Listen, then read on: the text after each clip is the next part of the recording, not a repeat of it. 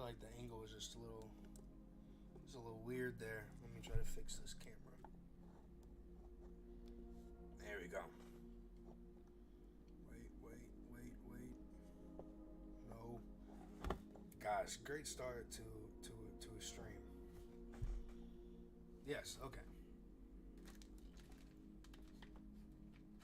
Perfect, yes. Yes.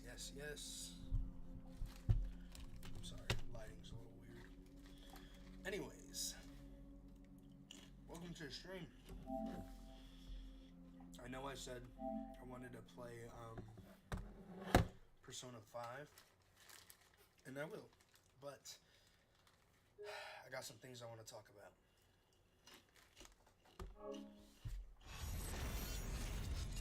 We'll get into that in a little bit. I also heard that bring that up. My mic needs to be up a little bit more. Okay. As you can see from the title of the stream, San Diego Comic-Con, probably the biggest Comic-Con there is, has landed. Marvel has come out with some interesting things, some trailers, some big reveals that have been going on. And DC introduced Batwheels.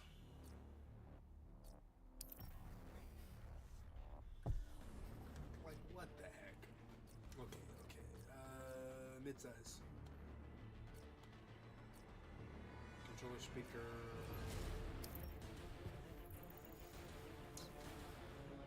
Alright, we're gonna play single player. I'm not good at online. Now let's play it. Single fight. I just want to get the hang of these characters. Move my screen up a little bit more. Perfect. Okay. Ooh, man, I had a long day at work, so it's kind of good to kind of relax and chill out. Who to play? You know what? Nah, I'm not good at Superman. I know that for a fact. It would work for the theme of this video, though. Aquaman, Firestorm, Blue Beetle. Green Lantern. Yo, shout out Superman. Green Lantern. Now let's go medium. Fighters approaching Atlantis.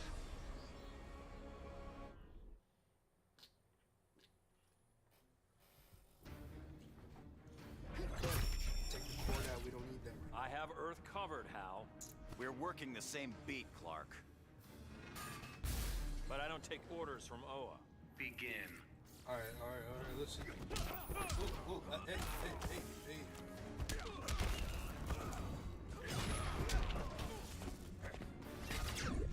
Ooh, okay.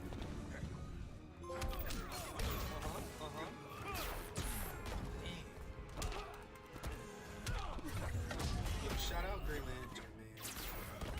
Alright.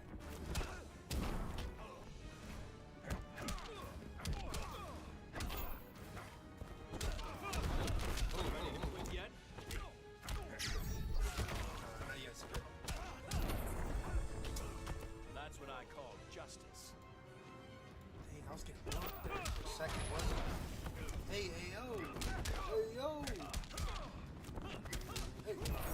Okay. Feels good to be green. I don't know any combos. I don't know any combos. We're gonna have to do this.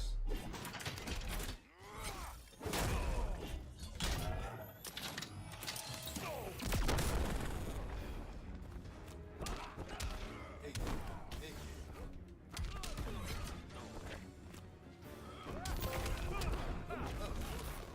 I am actually getting up there.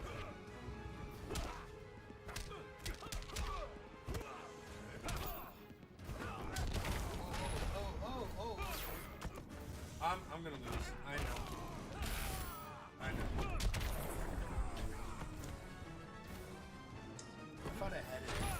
just don't know how to Superman play. wins. Maybe I should have gone with the tutorial.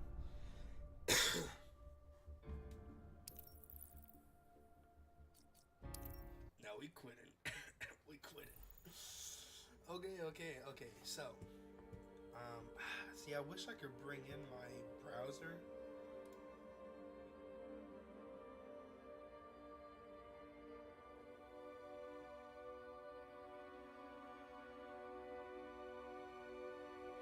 Anyways, let me pull it up regardless.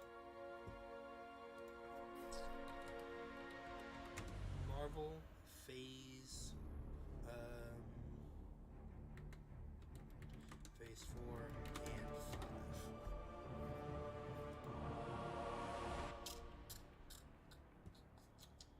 5. Okay. So, what I wanted to get into with these Marvel phases, if I can just...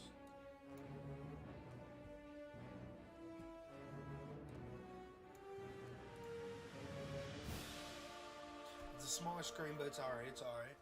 At least for me. Okay, so with the Marvel phase, right?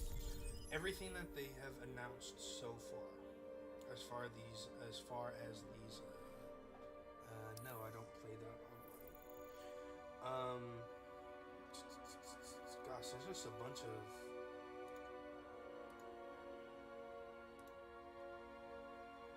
Just a bunch of pictures here that don't really have the correct phases.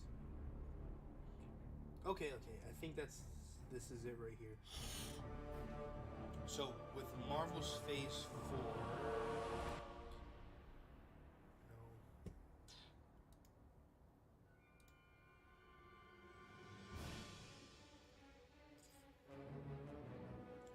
I'm trying to see. Because there's a bunch of... I'm Googling it right now. They just have a bunch that aren't, like, true.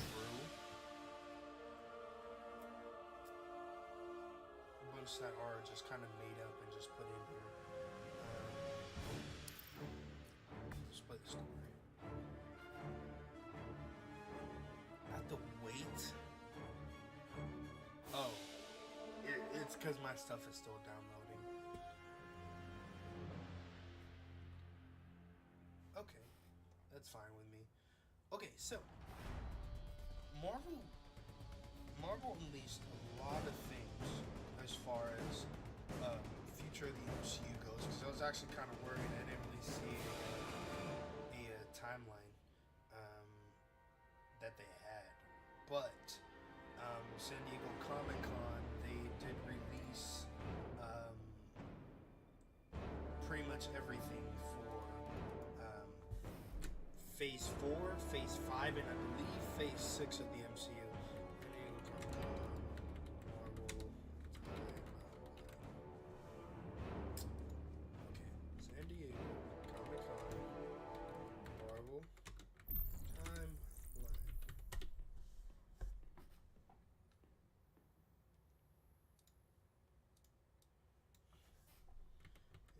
Comic-Con Marvel 2022.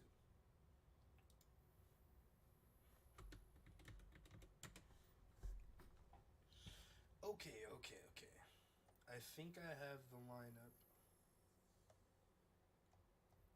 Or maybe not. Anyways. So with Phase 4, oh wait, actually, let me see this. Right. So finally, I can play single player.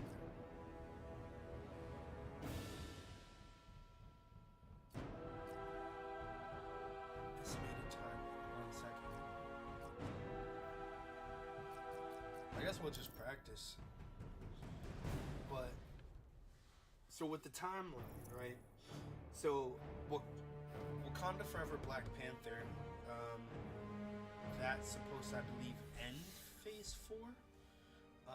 And then starting of Phase 5, which they got a bunch of stuff right here that's going to be spreading through until July 2024. So they got a lot of TV shows.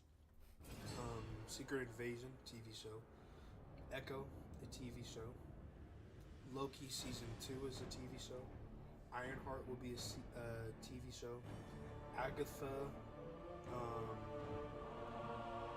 that TV show. Daredevil, which I mean, I've always been a fan of Daredevil. And I got Sub-Zero. Ooh, Black Manta. Oh, these are the characters that are being downloaded right now. Oh yeah. So Daredevil is gonna be the longest what's it called? Oh, I gotta purchase him. So why'd they make him available? Oh, I see at the top. Dang. Microtransactions, man. That kind of sucks. Well, Robin. I guess we'll play Robin.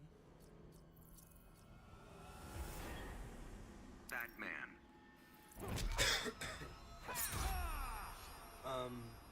Yeah, so Daredevil is actually going to be the longest, what's it called, thing.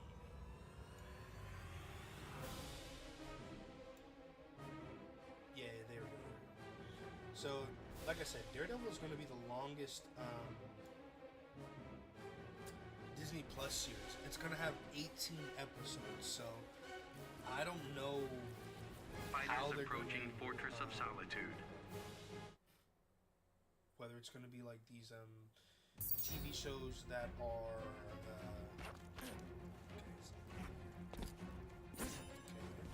I don't know if it's going to be like some of these TV shows on what's it called, move lists, like TV shows on normal television, or they're going to do it like once a week.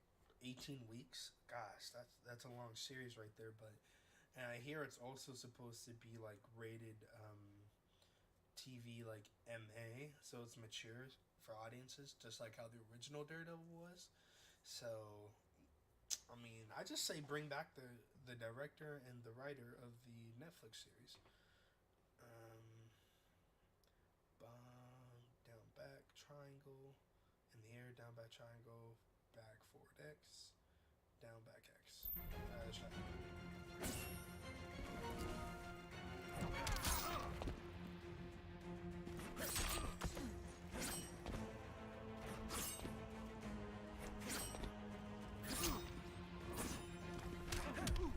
Okay, there you go. How do I?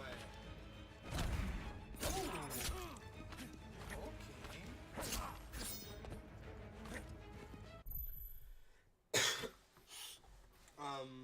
And then so that sums up all of the TV series. I think what also rounds out Phase 4 this year is going to be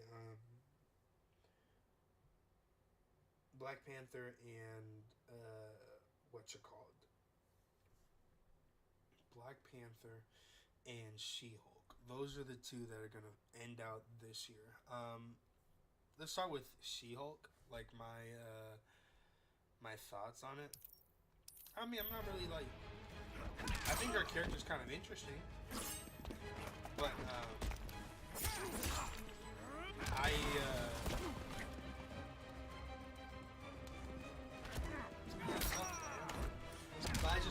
just don't think the trailers are great. I mean, yeah,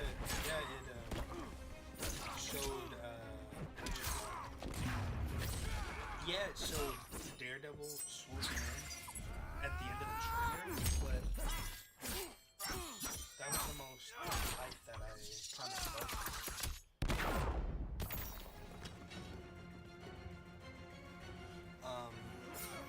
Of course, with that trailer, we do have to talk about Black Panther.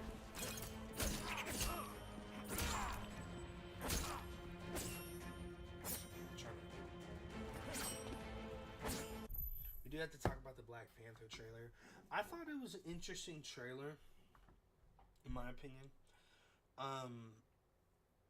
Again, I don't know what path they're going down with Black Panther. For that, it's kind of like you know, granted they're on a they're between a rock and a what is it? What's that saying? Between a rock and a hard place. When it comes to this, because you know, the passing of Chadwick Boseman is very tragic, especially since he brought T'Challa to life. And things like that. He brought T'Challa to life, and you know, no one can say, you know, I don't know what I'm really trying to say with this, but it's like, you know, I know a lot of people want to recast him as T'Challa, and I don't know, maybe I'm on the same boat as him, because you know, at the end of the day, Chadwick Boseman wanted T'Challa to, he wanted T'Challa to be in live action, right?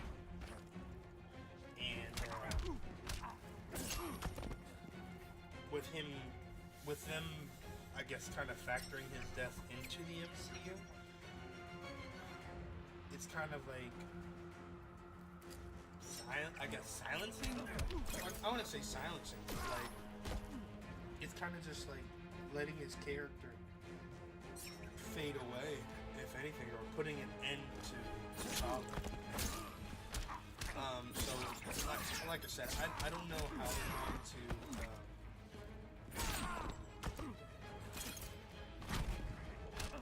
I don't know how they're going to,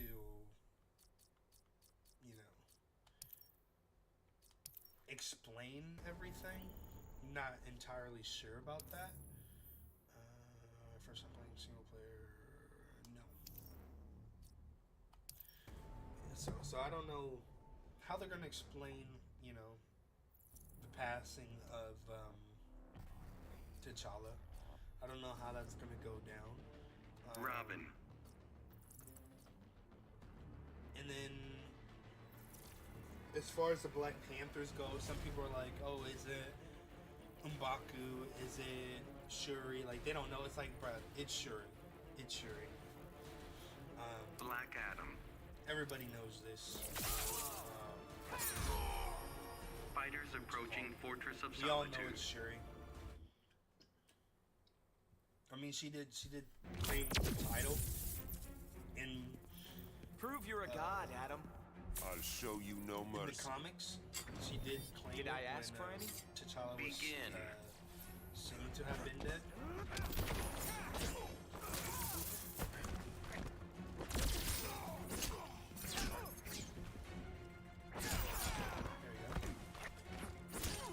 But I don't know. There's just been like a lot of drama in their scenes.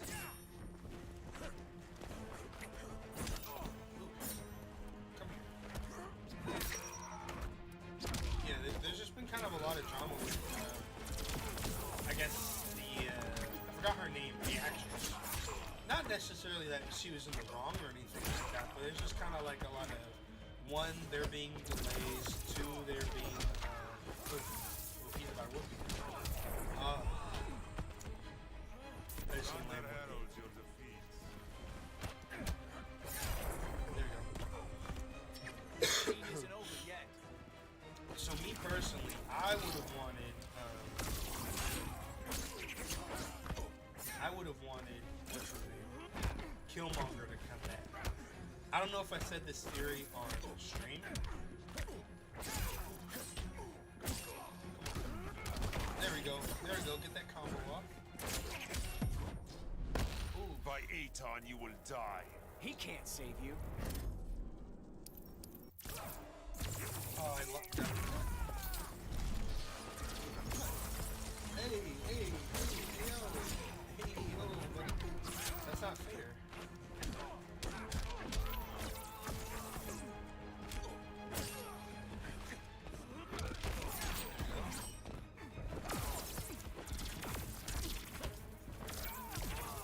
Yeah, I'm about to die here all the time.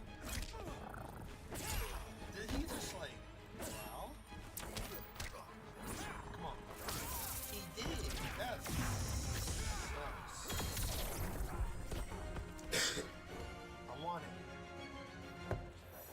Robin wins. Okay, I think Robin might be my guy. But yeah, as I was saying about Black Panther, for that, my theory was I wanted Killmonger to come back, and kind of, well, originally I wanted him to come back alive regardless, to have him go through kind of like a redemption arc and kind of change his thought process of things. With T'Challa kind of guiding him, because you know at the end of Black Panther, right? What's it called? At the end of Black Panther, Killmonger basically proved that he was right, and that the Wakandans were, going about it the wrong way of how they were dealing with like international affairs and everybody like that. So it would have been kind of nice to have T'Challa kind of guiding or reshaping what's it called? Blue Beetle. Yeah, kind of reshaping the thought process of Fighters Killmonger, approaching so that Metropolis. he can kind of like see the errors of his ways and then kind of revise what he was thinking. Plus, Another bad in, drone. what's it Your called? papa sends his regards. At the end of Black Panther, I'll pin the reply to your coffin. Begin. at the end of Black Panther, what's it called?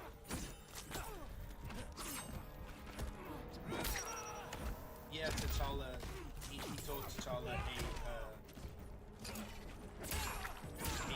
what's it called? Let me die, bury me where my ancestors were in the sea, right? But does that even make sense for T'Challa's character in general? Like, think about it. In Civil War, which, I mean, what's it called? Shout out to Ryan Coogler for kind of like, oh man, I wasted that. Nope. Nope.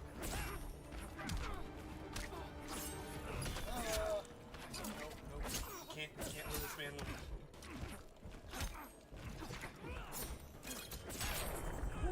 Okay. Shout out to Ryan Coogler for kind of bringing Wakanda to life in Black Panther. But I think I got the better toys. at the end of the day, it was like in Civil War, Zemo killed T'Challa's dad.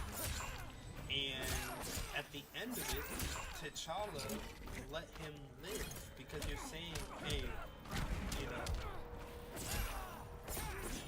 you're basically like, the living's not done with you yet. You have to kind of like atone for the crimes that you've committed. That's kind of what the Robin wins. thought process that I got from T'Challa. So it doesn't make sense that he would let the person who killed his father live, but not his own cousin, his flesh and blood. Plus, at the same time, what's it called? Killmonger has the heart-shaped. Hey, who's in this chat?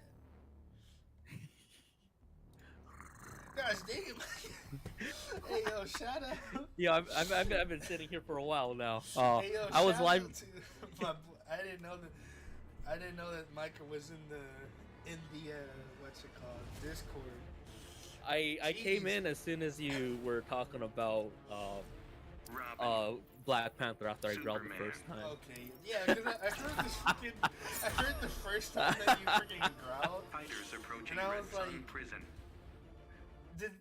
Because I'm playing Injustice right now, and I'm like, Yeah, did he just growl? Like, and then I was, Got the Red I Sun heard it prison even blue. more, and I was like, Begin. oh man, it's you, it's Micah. Anyways, sorry for I kind of got sidetracked last time we were supposed to stop, but Oh yeah, I was actually live myself until Monster Hunter shit the bed and like fucked up my entire setup. So now I'm back live with more Monster Hunter. But Okay.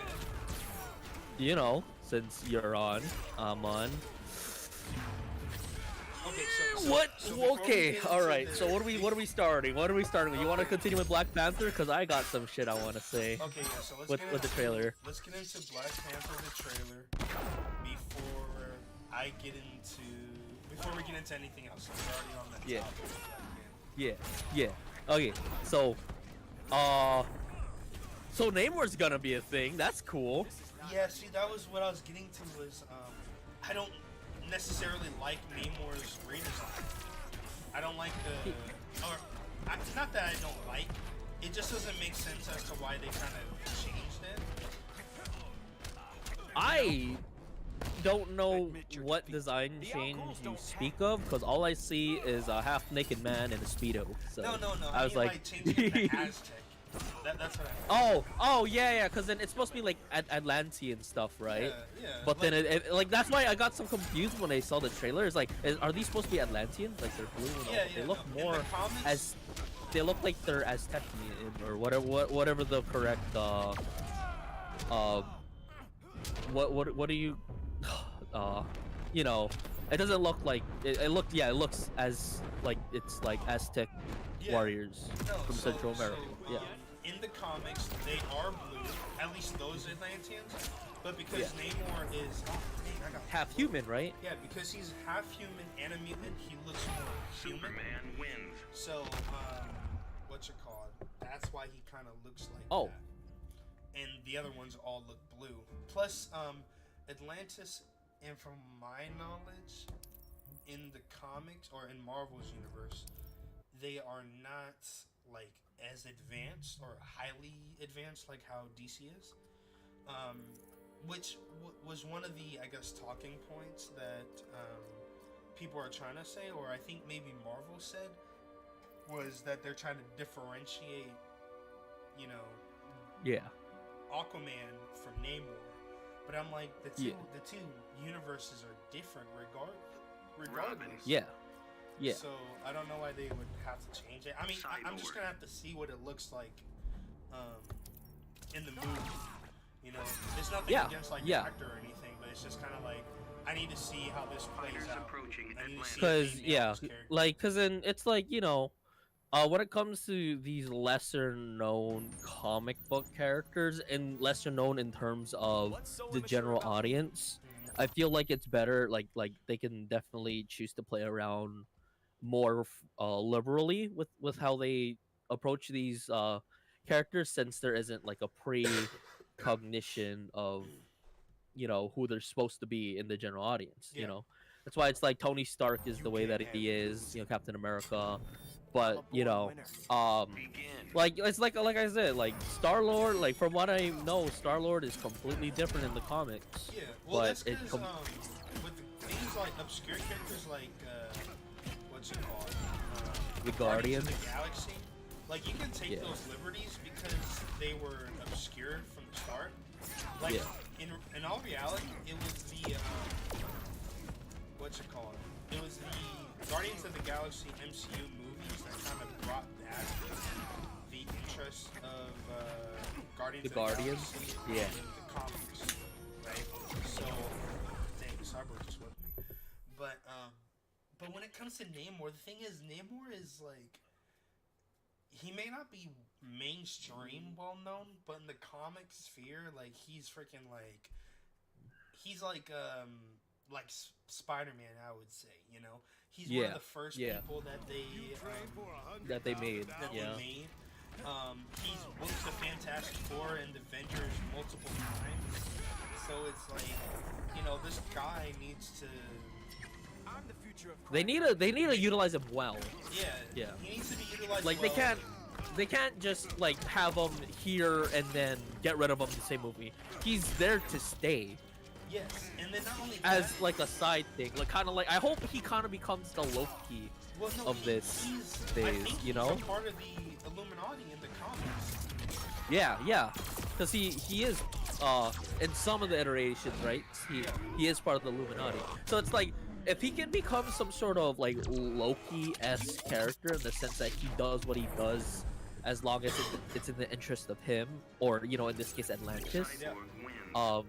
that, like, yeah, like imagine how hype it would be if, like, you know, he's the villain of Black Wakanda Forever, but you know he's defeated, but he's not like killed off. He's like he backs down, right? Yeah. But then a greater threat happens, you know, just to kind of give an idea, how it's supposed to be. What's the first one? The Kang Dynasty. Yeah. Is the first Avengers. So imagine they're backed up against the wall and they need everything they can, right? Then they go visit Atlantis and try to talk to Namor. Be like, can you help us? Like, if you don't help us, Atlantis is next. And then he's all like, huh? Well, shit, let's go kick some ass or something like that, right? Yeah. And here's another thing. And this is gonna sound a little messed up, but like, Namor is high-key racist. You know, because he's all about impure. He's all about Atlantis. Yeah.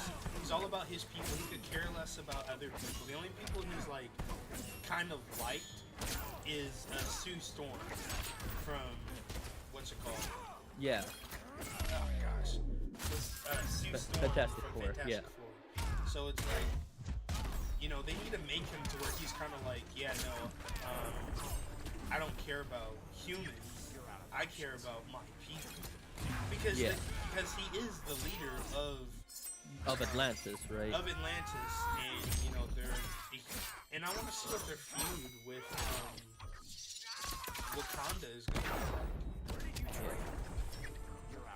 Because as far as I know, like you've told me in the past that Atlantis and Wakanda have been butting heads. Yeah. Yeah. So, since we don't know exactly what's going on there, I'm curious to see what their spin on it in the MCU will be. But it has to make sense. It has to make sense. My one thing was like the location doesn't make sense because like what's it called? Oh gosh, I need to see a world map. I literally pulled it up before, but it's like Maya and all that. Yeah. Or South America is so far from Wakanda. So I'm gonna guess, like out of the gate, if it's a feud between Wakanda and Atlantis, this is a classic trope, right? They were once maybe they once had an alliance, or like maybe they once had an agreement, but you know how Wakanda's all secretive and stuff, right? Yeah. Perhaps they failed to follow through with something, and that kind of pissed off the Atlanteans. So, you know, to the point where they try to advance in the way that they're able to, right? Yeah. I'm just kind of spitballing here because I literally know nothing about so like what, the comics maybe except the for Atlanteans were supposed to advance with the Wakandans, but the Wakandans Yeah. kind of did a back like oh no, we're only gonna worry about us Wakandans. Which, if you think Yeah. about it, the Wakandans are also kind of racist. And I mean, they did not help. Like, they literally did not help anybody outside of, you know, Wakandans. Yeah. Like, and their tribes. Yeah. It's like Killmonger said, right? You know, like, or like, you know, I don't know if it was Killmonger, but like it was like definitely brought up, like, you know, they they literally watched their brothers like get hauled off to the New World. Yeah. So like that's kind of fucked up, right? Mm-hmm. So it's definitely another case of the sins of the father situation, Yeah, but falling in to that case, it's the sins of an entire nation falling upon the newer generation. But I'm kind of curious what you think about them killing, supposedly, right? Supposedly, based off the trailer, killing off T'Challa. Yeah, so that's what I was saying.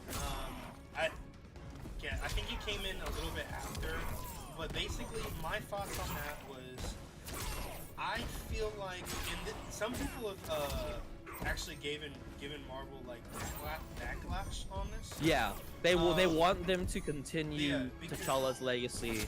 They want them in spite of Chadwick's passing, right? Exactly, because one of the people said like they felt like Marvel's kind of exploiting the death of Chadwick Boseman. Yeah, by, that was one of the arguments I've seen too. So that's why people were like it was trending. Hashtag recast T'Challa, right? Yeah. Because but it's not. It's more or less like what people I've seen in another angle. It's more like, you know, they want the legacy of T'Challa to live on even without Chadwick. But even that doesn't Chadwick necessarily mean. Because even Yeah. Chadwick wanted, what's it called? T'Challa To live on. To live on, to be shown on the big screen because of the influence that character has on, you know, Yeah. people in general. I mean, And I understand that. I really do. But- So So the thing that Okay. I find a little kind of grimy, it kind of rubs me wrong a little bit for Marvel, or yeah. was that they were thinking about replacing Black Panther regardless, even when Chadwick Boseman was you know, was playing, you know, when Yeah. he was still here. Like, and I heard that was one of his. I mean, this could all just be rumors and speculations, but I heard Yeah. that was one of the rights that he had. Was like, hey, I wanted to play this character for like, you know, for a while, but you guys are thinking about replacing him, you know. Yeah. So for me, I feel like, and not only that, I found someone on Instagram, and dude looks like he actually Yeah. looks like like Chadwick Boseman, but yeah, I mean, remember he looks a little you older. showing me his. Yeah. He looks, And a he little actually older, is an but- actor. Yeah. But I mean, I'm sure if he got that Marvel treatment, you know, put him on the steroids and and all of that, he would euthanize a little bit. It's more. not steroids. They actually Yes. freaking get fit for No, the no, role. no, I no, mean, no, like. no, no. The only people I believe getting fit for the role is maybe Chris Pratt, but like everybody else, Yeah. maybe Chris I mean, no, not even Chris Hemsworth. to be fair, Chris Evans character literally takes drugs to get Yeah, strong. so I give him a pass. But yeah, so for me, I'm more on the line of I felt like they should have recast. I mean, even his brother, Chadwick Boseman's brother, came out and said like, no, I think Chadwick Yeah. would want, you know, Yeah. T'Challa to keep on living, you know. So I think them just kind of like, and granted, I think it would be a little bit hard. It would be hard to find someone to have that good of a connection as Yeah. you know, with the Robin. cast as what you call it, Chadwick did. But it's like, if that is something that he would want to do. Aquaman. So I feel like, you know, they should postpone. Fighters They should have approaching the postponed Joker's it just a playground. little bit longer so that they could, you know, Recast. bring it in, and it, you know, Yeah. it would be big shoes Shouldn't for you be riding a dolphin? what you call it, For that character whoever to play, fill, right? But it's like, Yeah. you know, I feel like having him there will keep T'Challa's story going, you know. Yeah. But like I said, and I also wanted I really wanted to see that interaction between T'Challa and Namor too. Both of them, you know, T'Challa being, you know, and maybe this T'Challa could have been maybe not as confident as a king because of that whole what you call it, basically Killmonger proving that everything he was saying was right. You know, maybe he's doubting himself in a few ways. So I felt like maybe have T'Challa. He's maybe second guessing himself, but then he comes in the face with Namor, who maybe he's wrong, but he is so certain of himself that he's just gonna get it done because he's the king. You know. So I feel like that would have been an interesting contrast too, and then he could have also brought T'Challa into being the Oh, true you're kidding king me. that he is, you know. But Yeah. I, Monster mean, I Hunter. thought the trailer was interesting. I felt like the visuals were a lot better in this one, because one of my problems with, granted, man, like a few of these MCU movies have actually kind of like changed in my mind. And Black Panther, I used to give it like a 10 out of 10, like it was one of the best movies out there. But you do start to see some of the flaws towards like the third act. You are not of fit the to movie. lead. Superman and I Um, disagree. Whether it be with like some of the dialogue, and then also the visuals. Like that whole last fight scene with him and Killmonger was definitely CGI. Like, all of it. And that's just me giving kind of credit to the Russo brothers, because I feel like they kind of, you know, their fight scenes are so great that what's it called? That it was hard to kind of see the fight scenes in Black Panther because it was such a different style of fighting. Aquaman wins. But I felt like the visuals toward the later half of Black Panther kind of went down a bit. But in this trailer, it looks like they really kind of polished things up. I like the one of the shots was like Namor like as a kid, and then like looking at like I guess the village, and then it cuts to him as an adult, like looking at, I'm guessing, Wakanda as he's raiding it and stuff. So I was like, oh, that, like, me personally, I like visuals like that where it's like showing a contrast of character. But it looked interesting.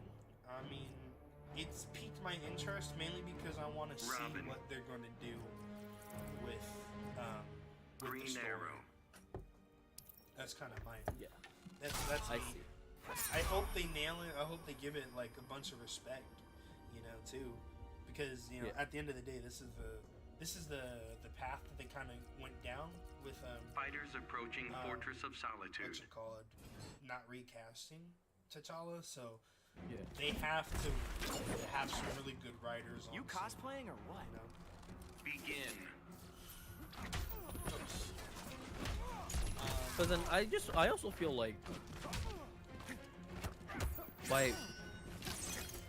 there was so much more to do with T'Challa, so to just like write him off like that just because you know their Chadwick Boseman passed away, it's a little like on one hand I can understand why they want to do it, but on the other hand, like they had, you know, and in all respect to, you know, Chadwick and all, the show does have to go on. And it all just feels like a set of circumstances that led to this decision, which usually never bodes well to any story that has to go through major rewriting because of things that happen on set.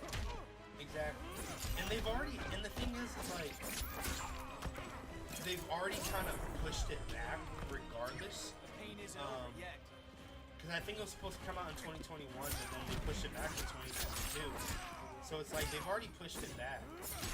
So you know, back to my point, it's like, I just don't see what the full rush was in order to kind of like, hey, like, let's just push this movie out. Yeah. But I don't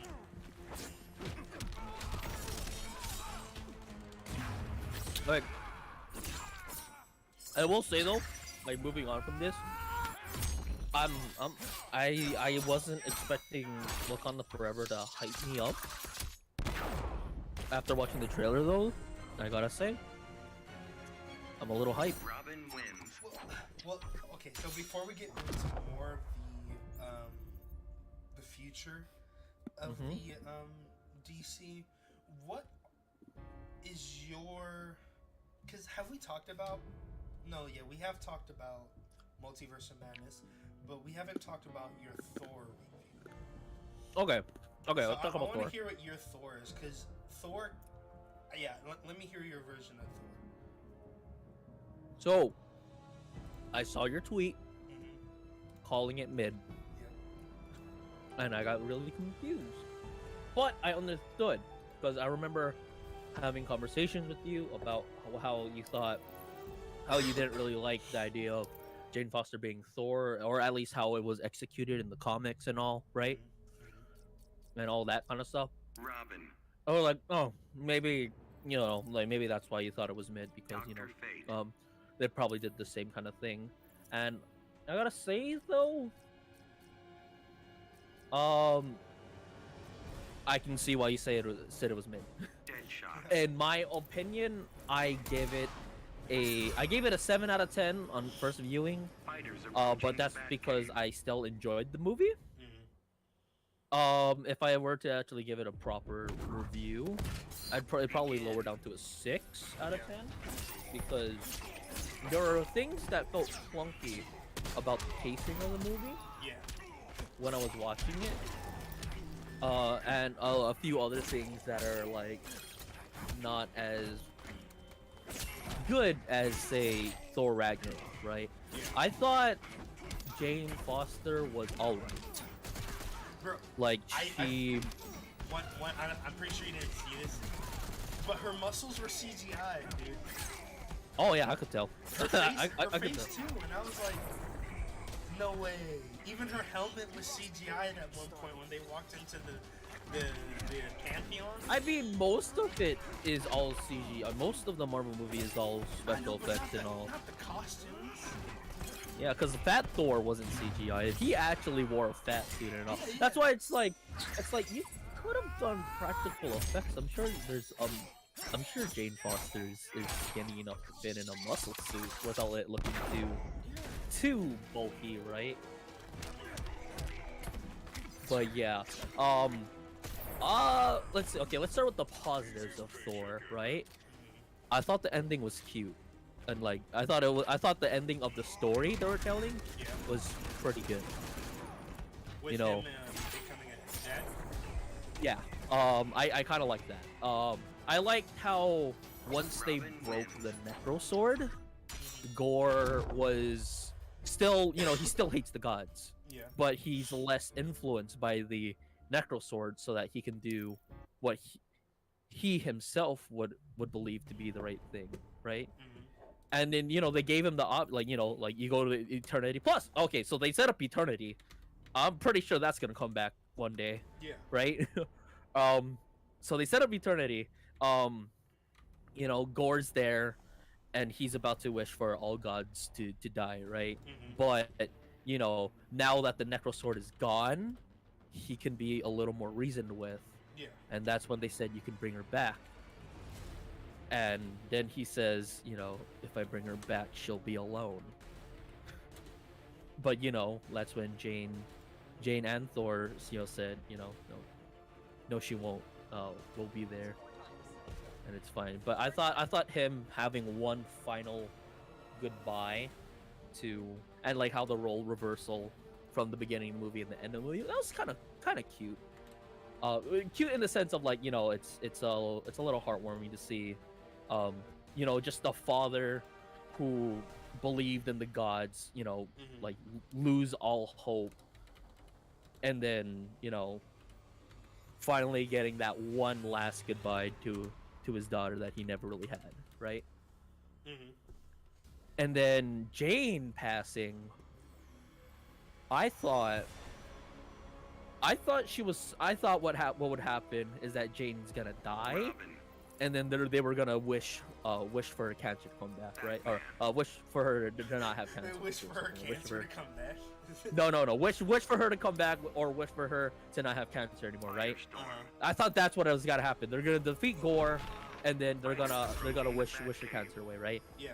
But I like that they didn't go that route because that would have defeated the purpose of why she had Yeah, cancer of in the the risk first that place, she and, took. and about You know what yeah, I had to yeah, listen like the to risk that every she took, day you in know, jail? it would have defeated For you everything on your that shoulder? she was her role in the movie You is that arguing with that stupid professor? she's Begin. running out of time and she wants to do as much good in the world as she can before she goes, right? Yeah. Or at least that's what I took away from it. She thought about Mjolnir because you know it could possibly help her with cancer, but it ultimately sealed her fate even more, Yeah. right? So I and then like I forget, he gives Thunderbreaker to the girl, right? And he keeps Mjolnir. Yeah. Okay, I can't remember which way it was, but I thought that was kind of cool. So for But yeah, for me, yeah.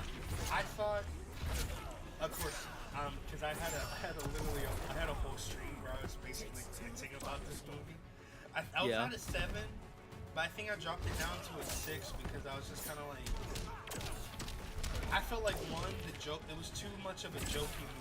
Like they put too much jokes in it. Oh, jokes my mom felt that too. Actually, she usually likes the comedy, but like she felt like it was trying to be serious with its tone, but then it was very, very, very jokey. You know, Yeah. right?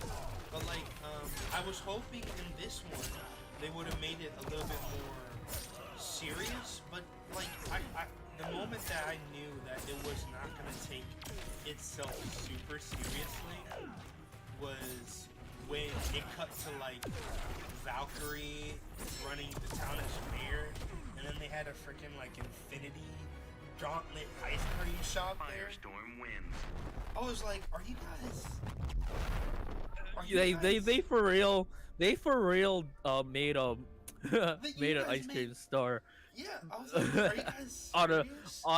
on a cataclysmic event, right? Yeah, I was like, this thing ruined people's lives for 5 years. And, like, And isn't even it- when they came back, some people's lives were still ruined. yeah, like, you know? what's it called?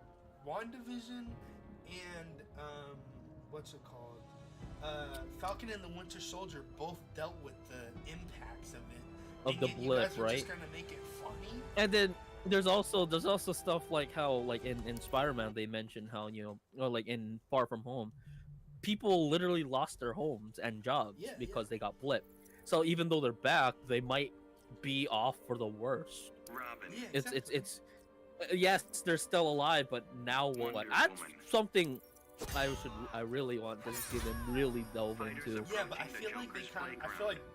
So this is my theorization for the MCU. I think they're going 2 different paths that are gonna collide. Why in is the my Secret father still Wars. alive? All in good time. One is gonna be the cosmic multiverse You're thing with stalling, Kang and Wonder all Woman. that, Begin. and then the next one is gonna be the street level stuff with Spider-Man and Daredevil and all that. And maybe the street level people are gonna deal more with the what you call it, the 5 years and the effects of the blip and stuff like that. But Yeah. for Thor, another thing was that kind of gave me my gripe was Thor was not a good villain. I'm sorry, Yeah. like Yes. people were trying to. I see Yes. people post about it. They're trying to be like, "Oh, Christian Yes. Bale is one of the best parts in the movie." I'm like, did you see the same movie? Like, I thought he was too psychotic the only and not moment I as thought- vengeful as I thought he would be, right? Exactly. The only moment that I thought he was actually kind of interesting was towards I guess, part 1 of the 3rd act, where he is, what's it called? Where they do like the black and white sequence, and then he has them all like trapped. I Yeah. thought Okay. that So was the cool. black and white sequence, I was hoping for a little more Yeah, a little like more of it, where- creative, Yeah. a creative cinematography with it. I'll have to rewatch it because it didn't really blow me away like I thought it was going to. Control your temper. Right? Hey, oh no. We're talking about Thor spoilers. I know you didn't watch it yet, so you might want to dip out for now. Noah. Well, yeah. I'll give you a sec to dip out. But yeah, hey, welcome. I'm about to redo my frickin' Malzino hunt because I got disconnected. but yeah, I'm bored and nobody's home. Nobody's on Discord. Oh, I see. But yeah, we're talking about Thor spoilers. Yeah. Alright, so you have a good day. Yeah. Dang, I just got one. Oh yeah. What? Oh yeah. You thought that it was you wanted more interesting cinematography from the. Out of the black and white section. Yeah, I agree. I think at initial, I was like, okay, it's cool, it's black and white, but then when they use their powers, it's Yeah. colors. I do showing like through. thought I that do was like that interesting. part though. I thought that was interesting too. But I was like more or less like, cause then it's like when I took my cinematography class, and we learned we were watching movies that were in black and white, but my professor always said that during this time of Citizen Kane rage to kill and you. Casablanca, Begin. you know, Sunset Boulevard, they had color.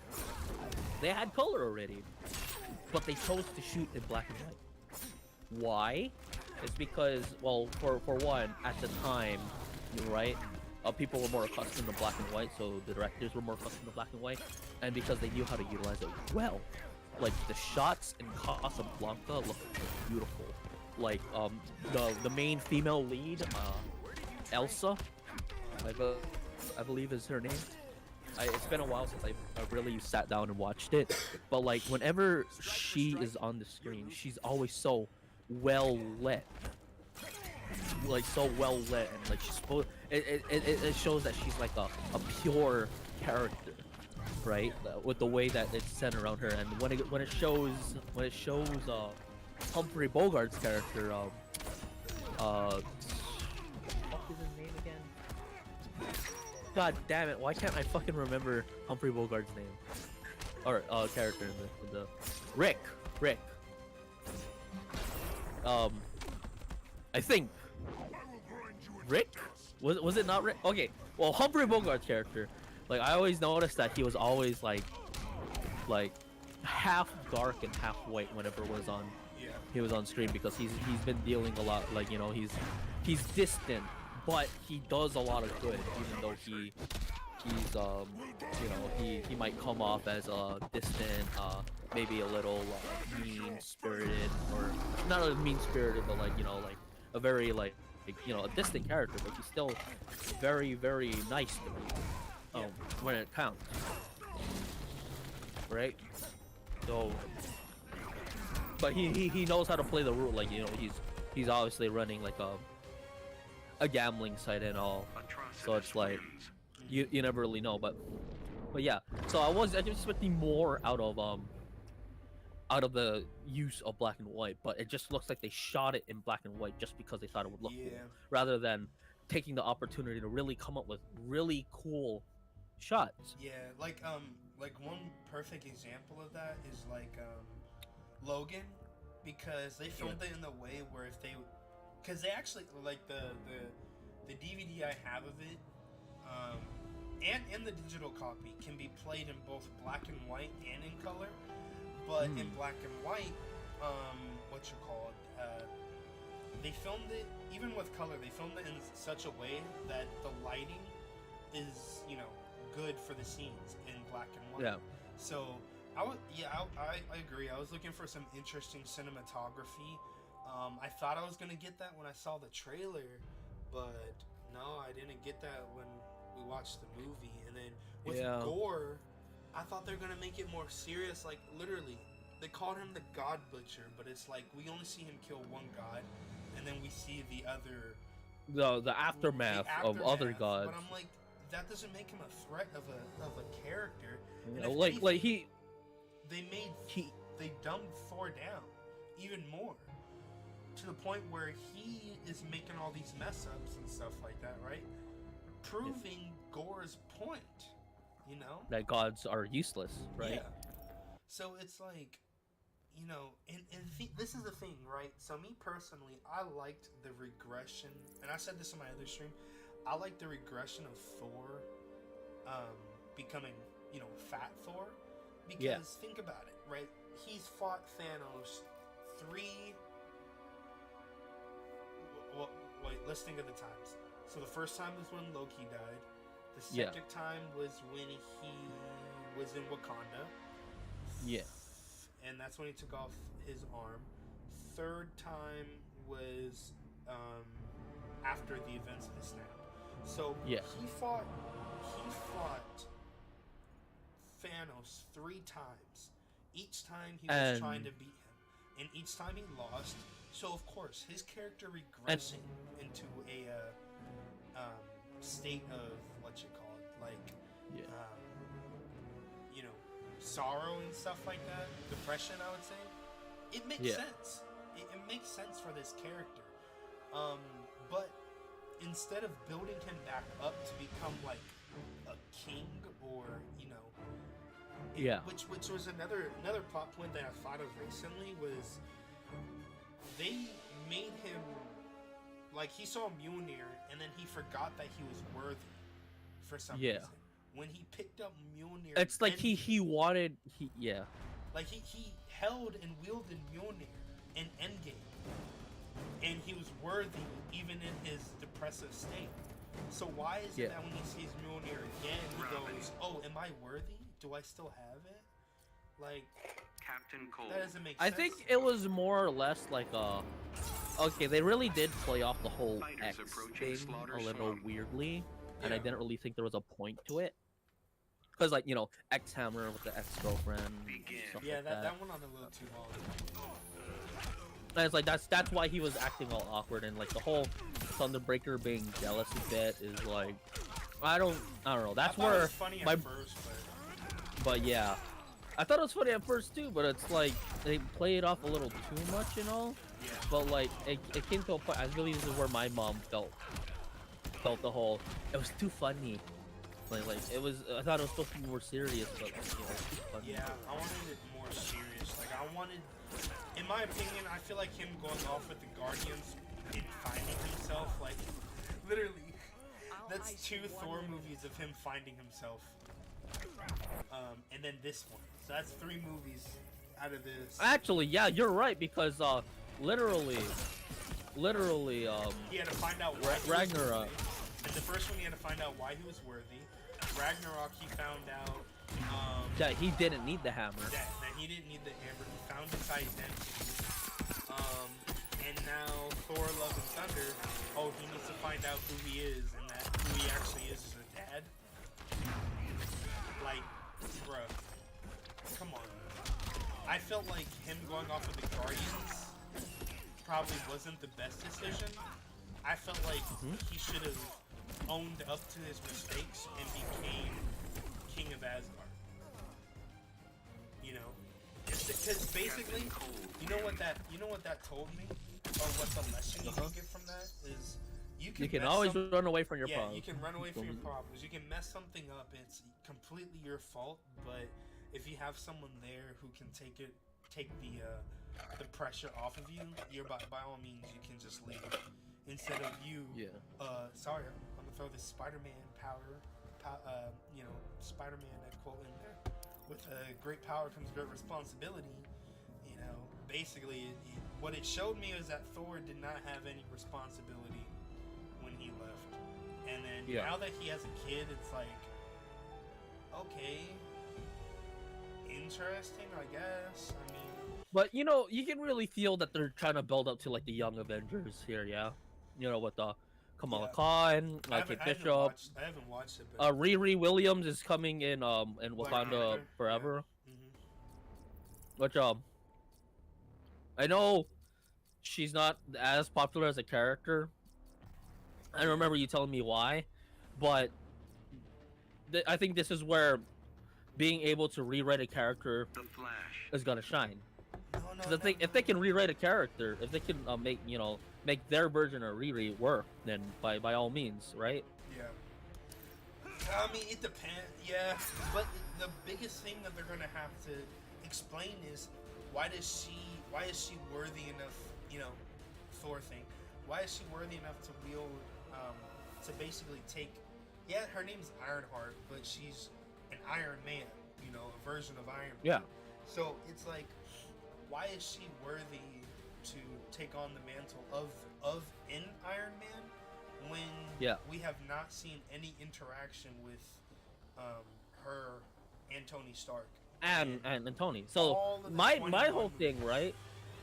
My whole thing is that they approaching set Gorilla up for a City. really good replacement of Tony Stark The with kid. the kid from from Spider-Man, from Iron Man 3. He was in the Yeah. Endgame funeral. Still patch it up with Begin. So unless this is gonna show that she's at least capable of doing mechanical stuff, and then maybe the end credit scenes has her going to Stark Industries, you know, and then from there having it all take off. Because I think she's just gonna be there for. She's not gonna be in an Iron Man suit for sure. She's just gonna be there. But then I feel. that leaves the question of this: what is Rhodey doing? I don't know. We'll Remember, they said that they were gonna have what's it called? And I saw this in the lineup. There are two things that they do not have. There are two things that they do not have in the lineup: Moon Knight season 2. And Armor Wars. Because Armor Wars was supposed to be, I don't know if it was a series or a movie. It was supposed to be with like Ironheart, Rhodey, and maybe one other person. Basically, it's like them fighting over, like, I think the concept was them fighting over, like, Tony's suits, basically. Oh. Because now he's gone, and this technology and the suits are all there. So it's like, I mean, I'm pretty sure Pepper can, like, hold it down and, you know, come up with some... Well, if anything, it should go to Rhodey first, for sure. Exactly, because Rhodey has been a replacement, a substitute for Iron Man in the comics for multiple times. And if anything, he's earned it. He's been through thick and thin with Tony throughout all of the movies. So it's like they're just gonna try to replace him with Riri Williams, who, mind you, like, yeah, she's not a fan favorite character at all. So I don't know how they're gonna do that, working with her and stuff like that. So the main issue is gonna be, you know, why should we care about this new character we don't know about, Robin wins. and not, you know, a character that we do care about? Like that's why, like, Falcon became Captain America, right? And Wilson became Captain America is because it was a pass down of the legacy. Granted, also I know a lot of people don't like that Falcon got the shield and became Captain America, because one of the biggest things was, like, I think Falcon was one of Marvel's first, like, black superheroes. So a lot of people are like, you know, you're taking away his character to validate him with the title of Captain America. So I was like, yeah, I can see that. I understand that. It's like, if anything, they should just build up the character Falcon. But I felt like the MCU did it in a more tasteful way, if I were to say. Granted, like, I mean, like I said, I don't know. I only know bits and pieces. I'm as much of a normie as most people, but I know a bit more than the average viewer. But for me personally, I think out of all of the Marvel shows, my top two are Falcon Winter Soldier and then Loki. Those are my top two favorite for the Disney Plus series. But I felt like they did it, passing on, quote unquote, the mantle of Captain America to Falcon. I felt like in the DC universe, or in the Marvel universe, it made sense because he was there since Captain America Winter Soldier. I missed. He was there from Captain America Winter Soldier all the way through Endgame and all of that. So it makes sense for him to kind of take over that mantle and things like that. So I was like, they did it in a more tasteful way, but I mean, and granted, I mean, I felt like it was all right. You know, it wasn't. I still really like the show. It makes sense for me, but you know, at least now I care that he is what's it called. I care that Falcon is, like you said, I care that Falcon is Captain America now, because now we can actually have him prove it in the next coming shows. But for Riri Williams, it's like, we don't know her. Yeah, no. In fact, and the thing is, the only people who know her are the people who only read, like, what is it? The all new, all whatchamacallit, but they don't even read them. So this is what people have been saying. It's like Supergirl. People who are taking over, quote unquote, these franchises aren't like true fans. They are people who like the idea of liking but they don't put in the effort But they don't to, put you the know, effort read their in, yeah. homework. Yeah.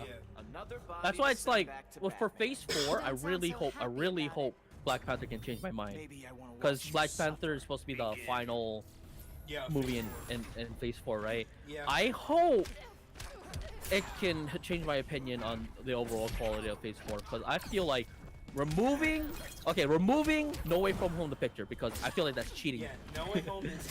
I feel like No Way Home was the end of Phase 4, bro.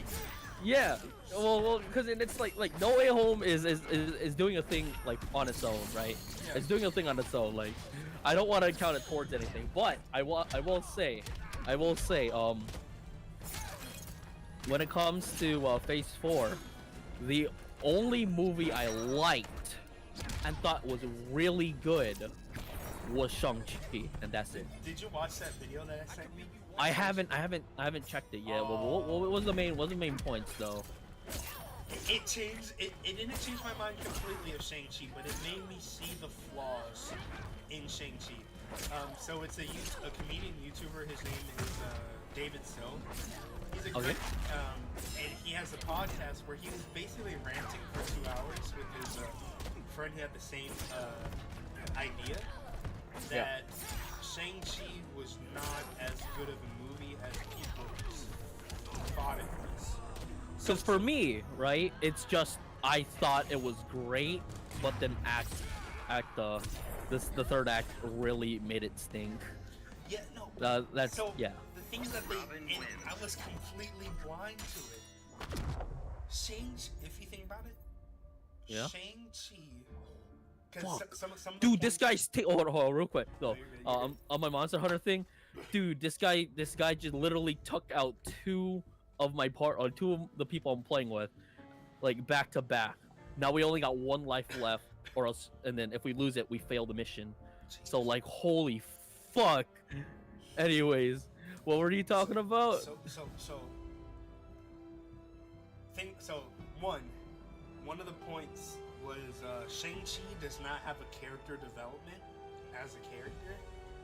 Because if you think about it, him at the start of the movie and then him at the end of the movie is the exact same, right?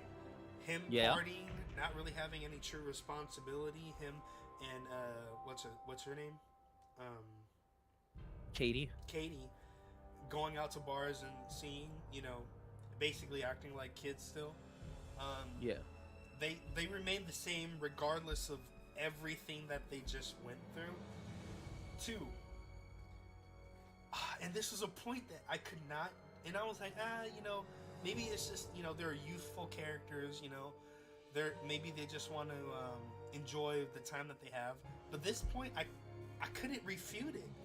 And it was, if you think about it, Shang-Chi, his life was actually relatively good.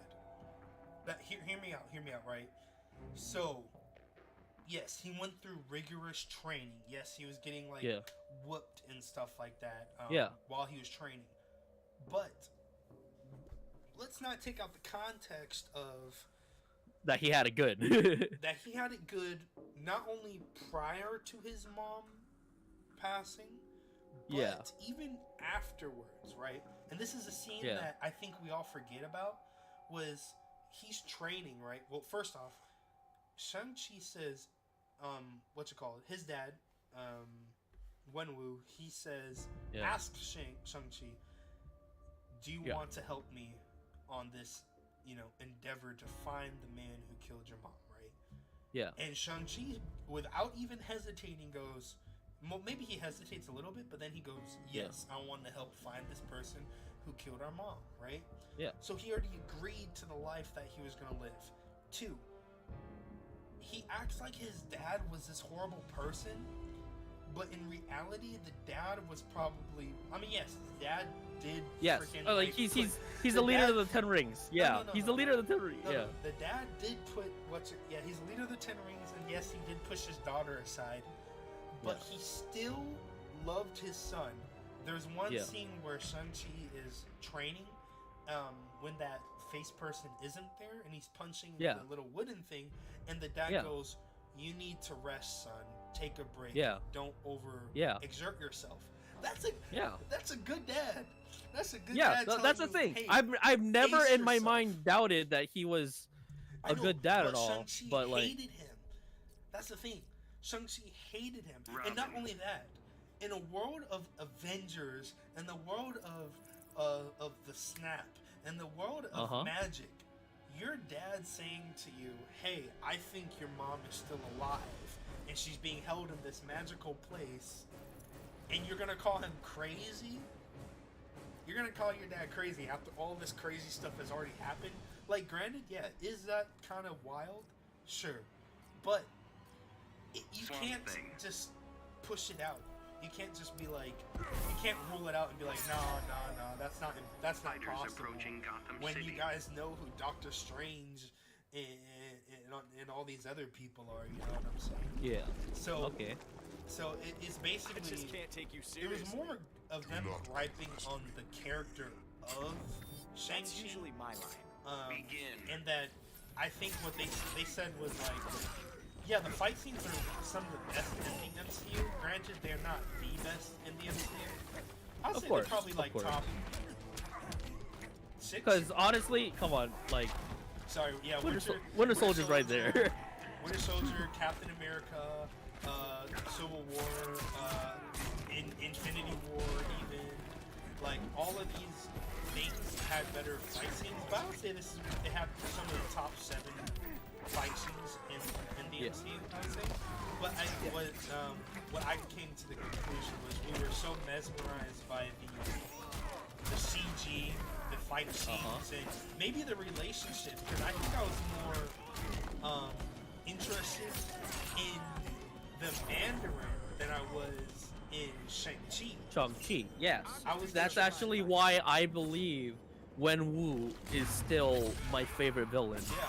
barring Thanos and Loki, right? That's what He is still my favorite villain because I feel like he's done very well. He's a super complex character, and I totally believe that he, you know, with the way Shang-Chi was talking about his dad, that he's evil, you know, or like, you know, he's a gangster, he's a gang leader, right? He's only out for himself. That's why the reveal that he just wants his family back together was such like a breath of fresh air, right? But it's because of his tendencies as the leader of the Ten Rings that leads him to do horrible things in the sake of his family, right? I should probably rewatch it before I actually open my mouth about this part, but okay, so I feel like the whole thing about like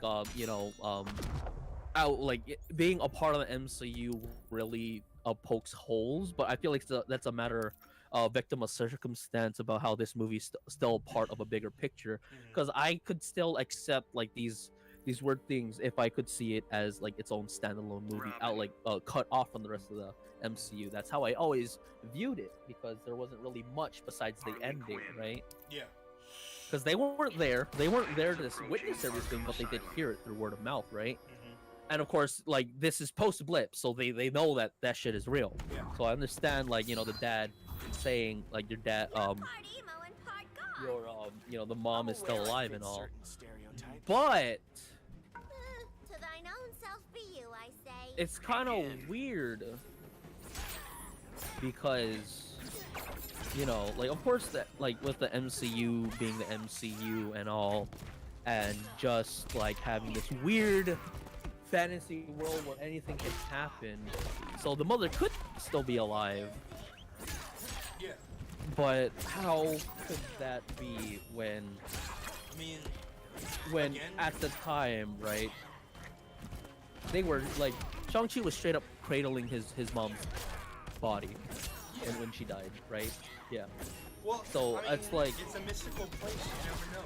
Yeah, You know? true. Yeah, that's why it's like the whole mysticism thing will unfortunately always poke holes, because by calling something magical or mystic, you can basically do whatever the fuck you want with it, unless you set clear rules and boundaries on how these magic shit works. Which, for the most part, I feel like the MCU does all right, but it still leaves open a lot of shit, because comics be like that. Yeah. And unfortunately, that's why when you nitpick so much, like that's where you have to. It's all based on your willing suspension of disbelief. Where how much are you going to go along with the ride before you start poking holes at what's going on? Yeah.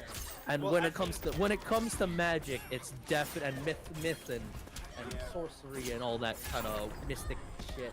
It's always like it's always gonna be on the person to say that makes sense or that doesn't make sense, right? I think it's because I think the reason why a lot of people are nitpicking it now is because if you think about it, Marvel has kind of nailed all of this pretty much since I would say the start. The only bumps that they had prior to Phase 4 was what, Thor Dark World. I'll say Ant-Man 2 because Ant-Man 2 was kind of for me. What other movie? I think that was really it. I feel like there's one more, but I think those are really it. Oh, and Captain Marvel. That's just me. And yeah. Oh, and then yeah, I think that's really it as far as the things that they've kind of fumbled.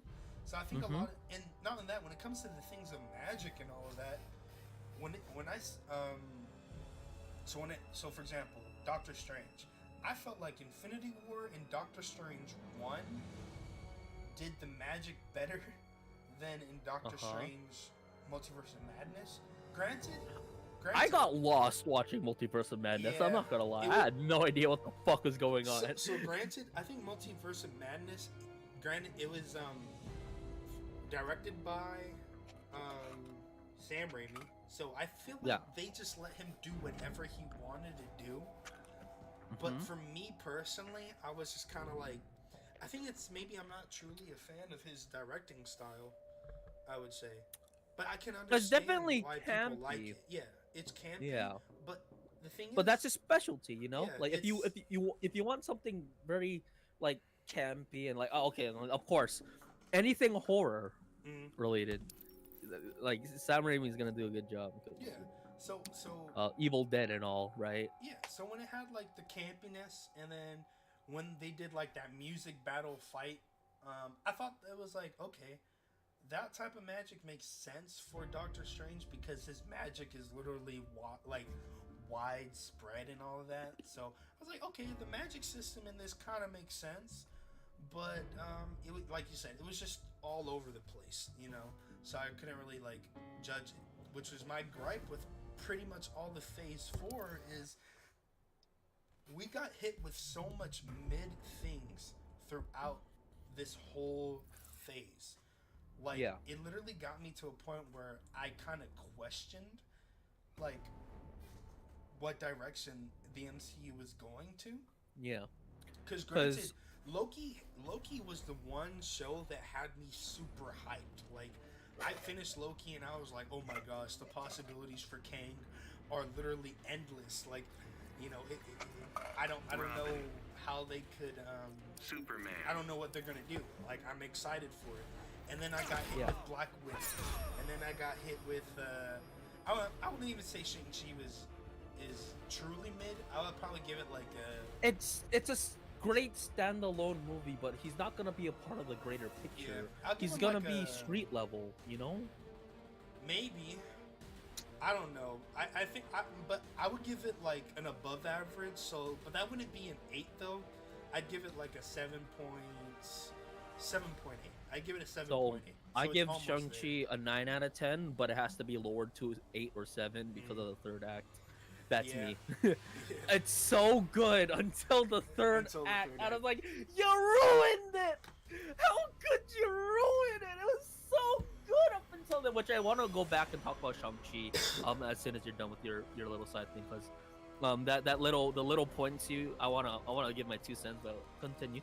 Fighters approaching Arkham Asylum. So we got hit with that, and then Spider-Man, what's it called? No Way Home. I felt like that was a great movie, but I felt like that was isolated in its own little thing because they basically reset Everyone says that the Spider-Man first time. back down to what he's supposed to be. Street level, yeah. And then when it came to the movie, like the TV series, unfortunately, Moon Knight was going good. It only had 6 episodes, which I knew was a red flag right then and there. And like I just felt like if it had maybe 8 or 10 episodes, it would have been better. But the last 2 episodes were super rushed, and unfortunately it was it was like it was going good, and then the last 2 episodes, the last third of the series, it was for me. And then what other mids were we hit with? Multiverse of Madness. Eternals. Don't even get me started on Eternals. we don't have to dwell on that shit. No, Eternals is actually a waste of money for me. I didn't even watch it. I just know that like I came into work one day and I saw Asa and he said, "Yo, Eternals kind of suck, dude. You don't have to watch it." Dude, It's like, I walked out that theater and I was like, man, I spent like, because of course I get drinks and popcorn and stuff. I was like, man, I spent like $30 on nothing. It was a waste of my time. And then so Eternals mid, Black Widow mid, Multiverse of Madness mid, Thor Ragnarok mid. So that's a good chunk of things that are just straight mid, back to back to back to back. So now that I actually see the next phase that they're going down, it's like, so please starting be off good. with phase 5 is Ant-Man and the Wasp: Quantumania. Yeah. Secret Invasion is the Disney TV series. Guardians of the Galaxy 3. Yes. Echo, which please be good. Please be good. Which Echo is it's in Hawkeye. Oh, I forgot about Hawkeye, but I didn't finish Hawkeye, so I also never watched Miss Marvel either. Some of my friends are trying to tell me to go watch it, but I'm like, I'm not truly interested in her character. Like, I mean, none of the trailers got me hyped, so I never went to watch it. But Echo is a character in Daredevil who's deaf, and this is a character about them. Loki season 2, then the Marvels, so it's Miss Marvel and Captain Marvel together.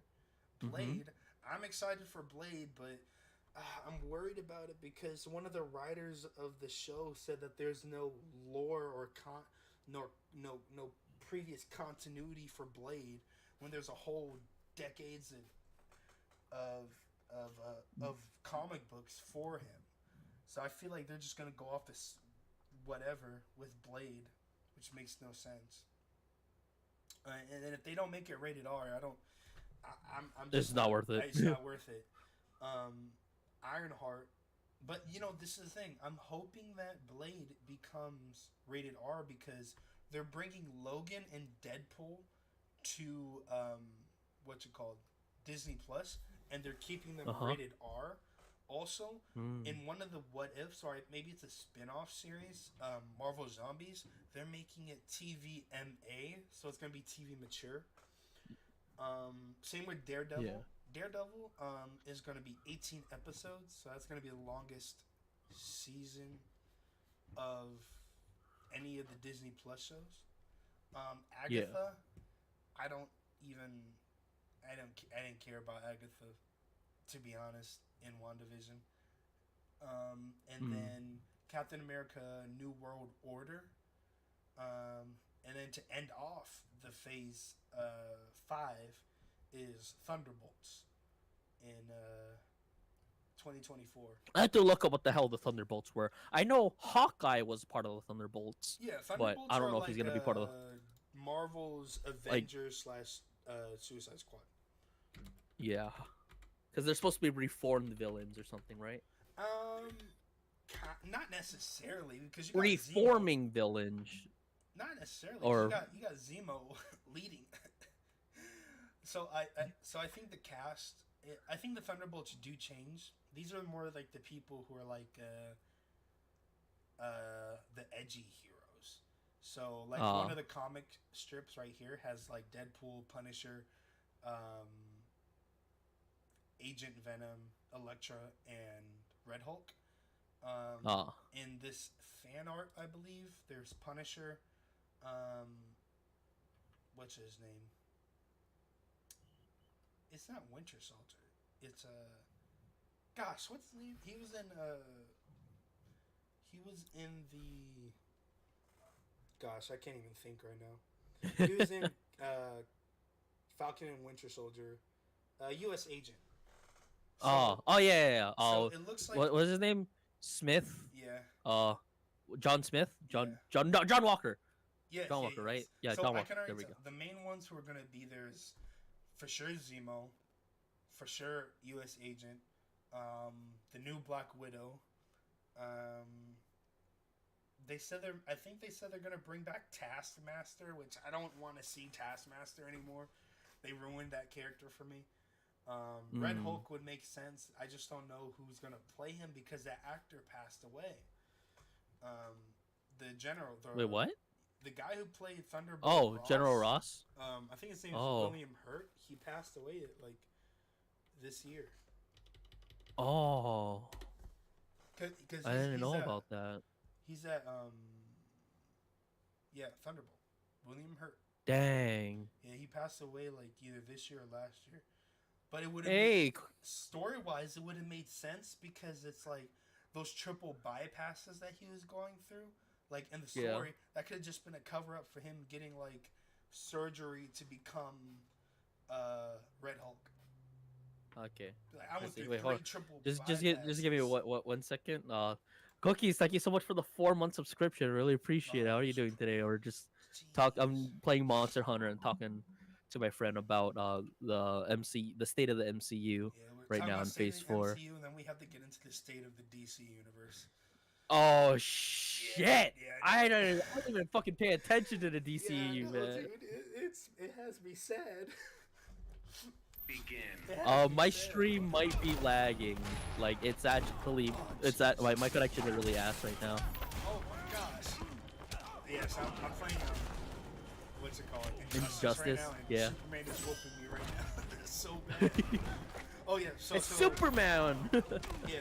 So before we get into DC, what other stuff did you want to talk about as far as Okay. Marvel goes? All right. So back to the whole Shang-Chi thing, right? Gosh, dang, I you don't know. bodied me. I don't think he hated his dad.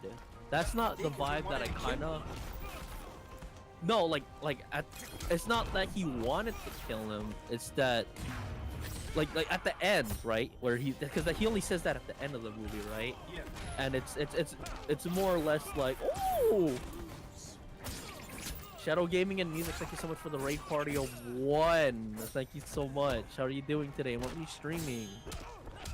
Did you find the shot they used 4 different times in Doctor Strange Yeah. I seen that in the very beginning where they're getting hit by the tentacle monster. Yeah. I saw that. But yeah, and so it felt more like he had to do what he had to do in order to protect his mom's hometown rather than him hating his father. Because it doesn't feel like, it's just more like a harsh decision that they had to make before, the final battle, or at least that's what I thought. It felt more or less like he regretted everything before, things and that's why he ran away, right? He regretted choosing that yes, he accepted that lifestyle, but you can always regret something you've accepted, right? But yeah, he was playing Sunbreak also. Yeah. He was also a bad brother, you could say.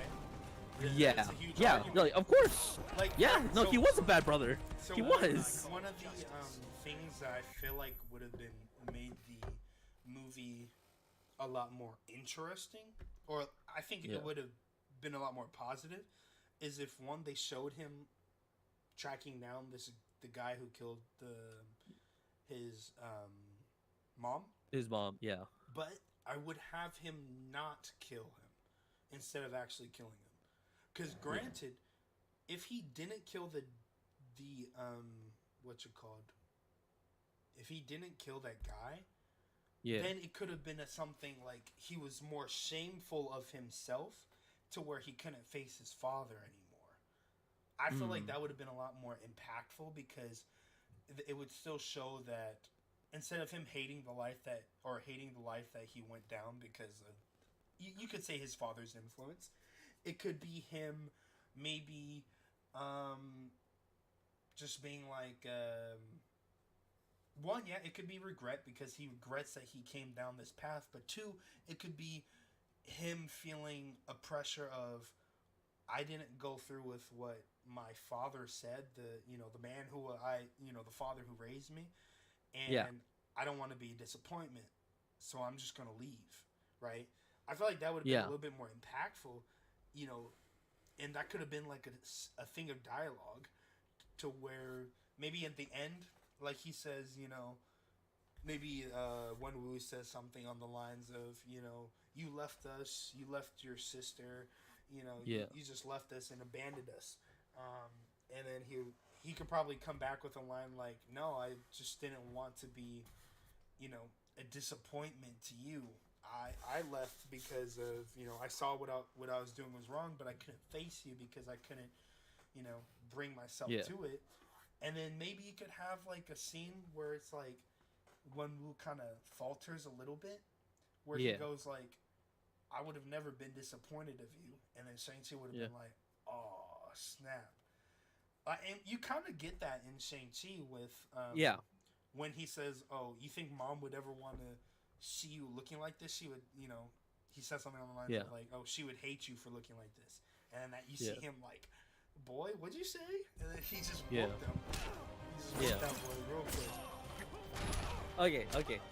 Cookies is asking the worst Marvel movie, I guess for the sake of the conversation, let's keep it to the MCU, because otherwise we'd be saying shit like that one Daredevil movie. Worst MCU movie? Yeah. We'll keep it to the MCU for the sake of conversation. I'm trying to think. I just noticed it's always it's a toss-up like between Captain Marvel and Eternals. Eternals. I haven't even watched Eternals, I can't even mention it. Watch it again. I don't. I have not even watched Captain Marvel again. I'm trying to think about all the Marvel movies that I've actually sat down and watched, right? The Marvel movies that I actually sat down and watched, which one is the worst? I have to say, which one was the most worthless experience? Because I usually, like, I feel like I know I'm not gonna like a movie, and that's why I don't go out of my way to watch it, and just like look for all the stuff on like Black Widow. I didn't want to go watch it. See, the thing is, oh man, with this Phase 4, their trailers got so good that it actually hooked me in to go watch it. So Black Widow's trailers, when I watched them, I was like, oh snap, these are great trailers. I'm so excited to watch these. And then when I watched the movie, I'm like, what the heck? Same thing with Multiverse of Madness. I saw the trailer. Oh, heck yeah. Oh, no. And then Eternals was probably the only one that I was like, nah. But I still went and watched it regardless because I was like, okay, maybe they might change it up a bit. No. Yeah. No, Captain Marvel is the worst one by far because it ruined Winter Soldier for me. Woo! Jesus Christ, another raid. Hold on, just give me 1 second. So sorry about putting you on hold, Shadow Gaming, but yeah, I see you're playing on Monster Hunter 2. I just got to MR5, so I'm just kind of taking my time with this, but we're gonna be putting Monster Hunter aside once Friday comes out. Then mindless raid with the mindless light raid. Oh my lord. Yo, how you doing, man? What are you doing? I'm currently with my friend Briar Lord. We're just kind of discussing the state of comic book movies right now. Dude, Superman man knows I'm gonna talk about him. This is my third fight and he's whooping me so bad. Are you playing story or are you just playing? No, I'm just playing normal fighting. Just a normal fighting. No, it's been going well.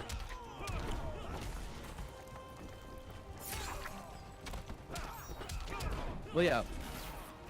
It's been a while since I've been able to talk to my bro here, so we're streaming separate games, but you know we're also well, you just hit gold and Val. Let's go.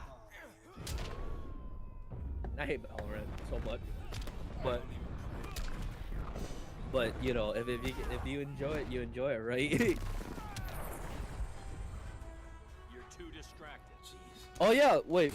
So like, I don't know if you've seen this shit yet though, Kennedy, but my doodles got noticed by the official MapleStory account. You see that? Yeah.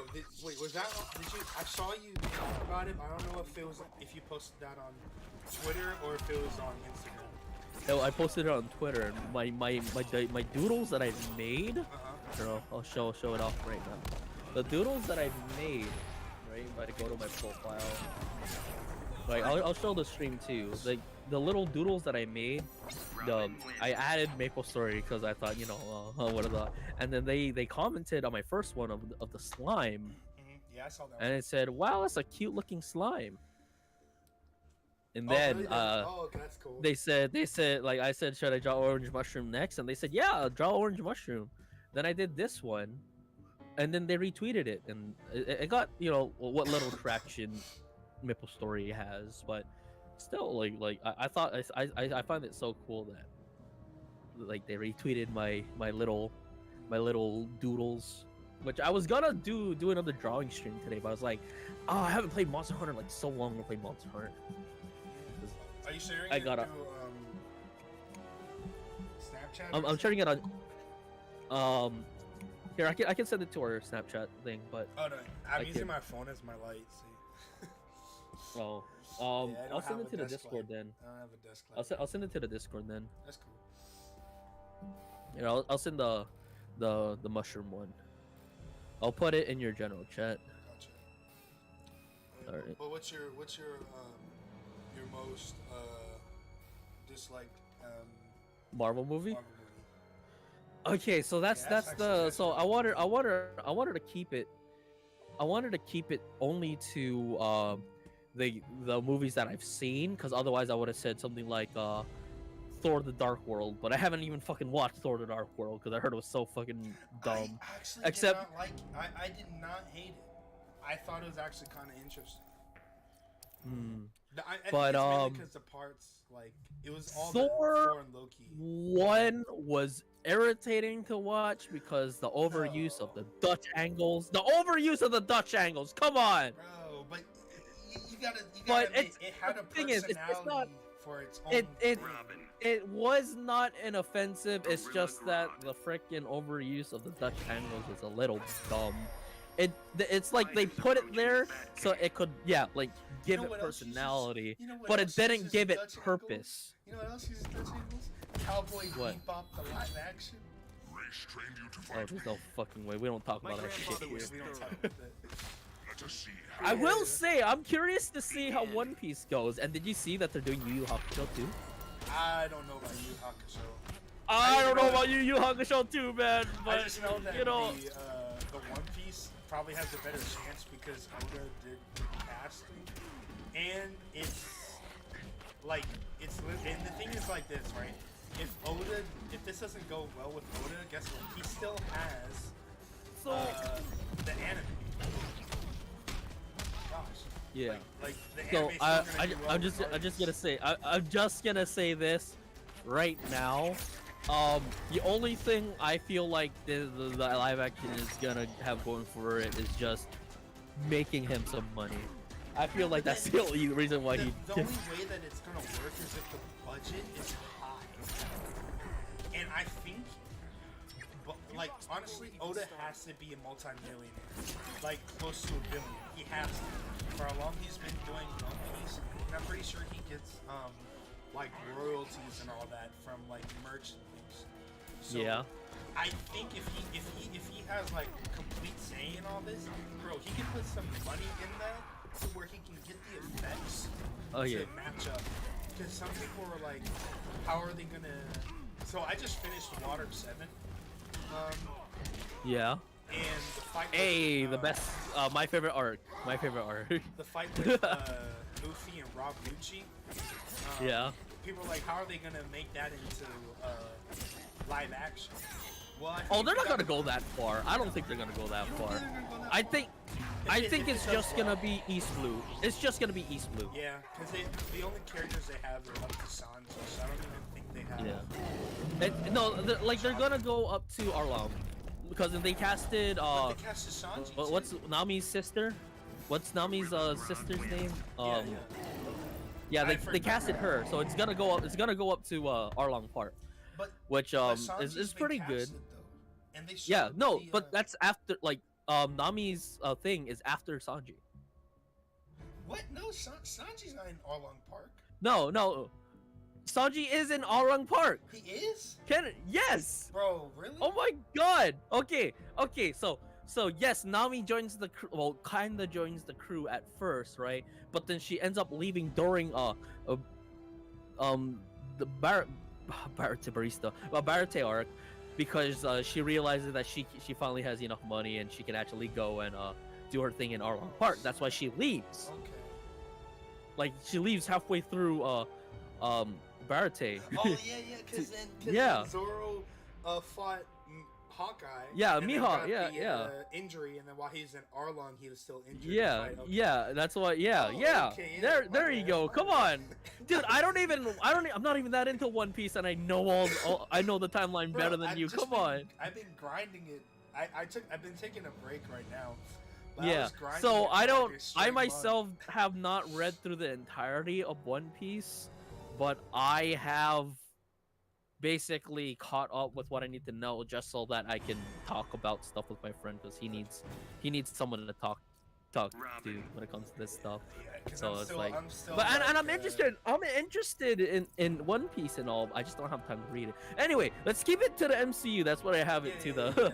Yeah. So worst MCU movie I have seen.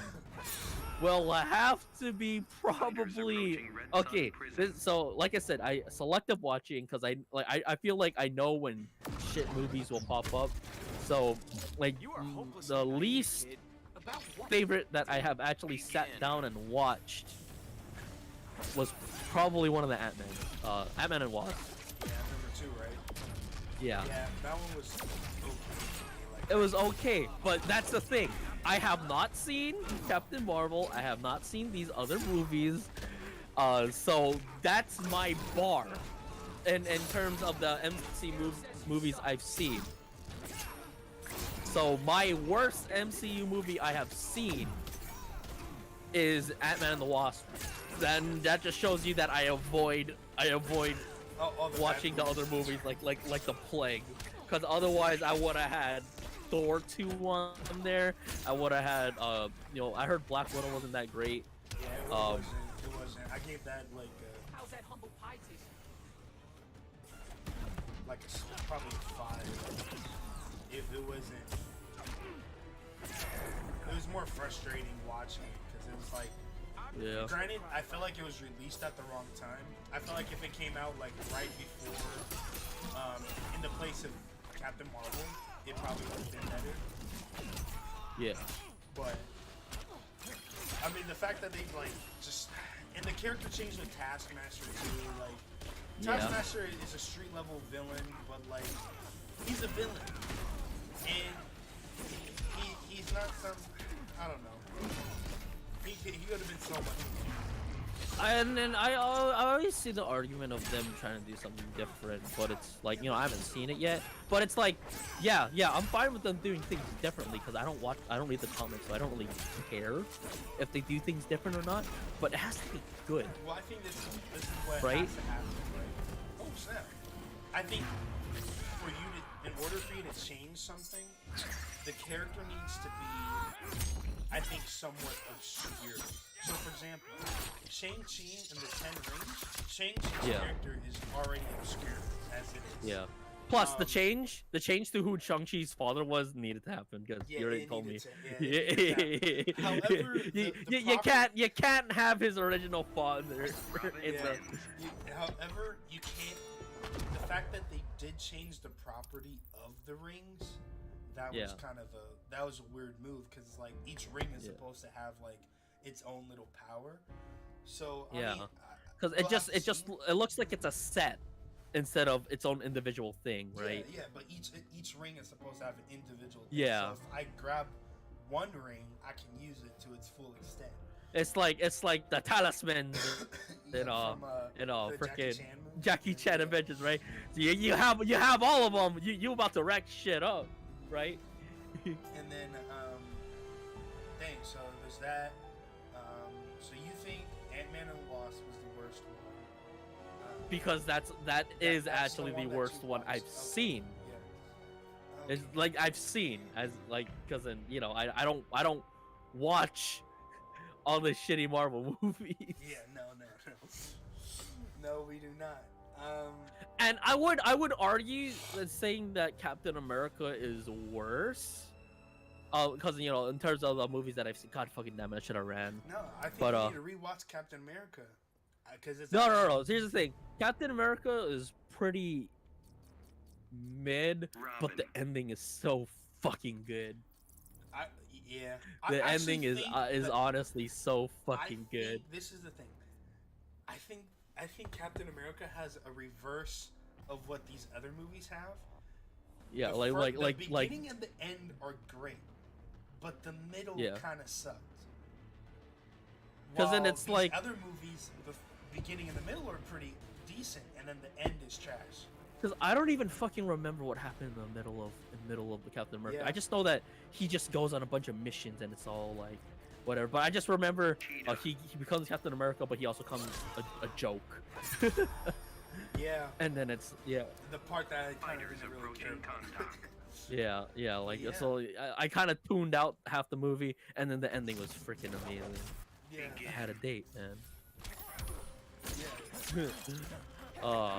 But yeah, But so, and then with the next phase, because phase 6 is when they're going to introduce Fantastic Four. I Yeah. really hope they keep the casting of John Krasinski as Mr. Mr. Fantastic. because that's what everybody wants. Everybody likes him as that casting. They want Emily Blunt to play Susan Storm, which I agree. Yeah. Because their chemistry is already great together. Yeah. So I hope that they keep it. I hope they don't recast it and be like, oh, it's because that was the multiverse version. So what you would call it? Oh, we're gonna get Chris Evans back as his iconic role as Johnny Storm. No. I don't think so. I think you should just leave that man alone. Let him do whatever he wants. Bring some new people in. Because after phase 6, that's Secret Wars, so they have to introduce Doctor Doom. Yeah. And the thing Your is, flesh will taste I forgot who I sweet. told this. Oh, I was talking to this about to one of my friends. Was when they introduced Doctor Doom, because obviously Doctor Doom At and least make it interesting. I measure up. Kang You are going to don't. be the next big Thanos villain. Yeah. Right.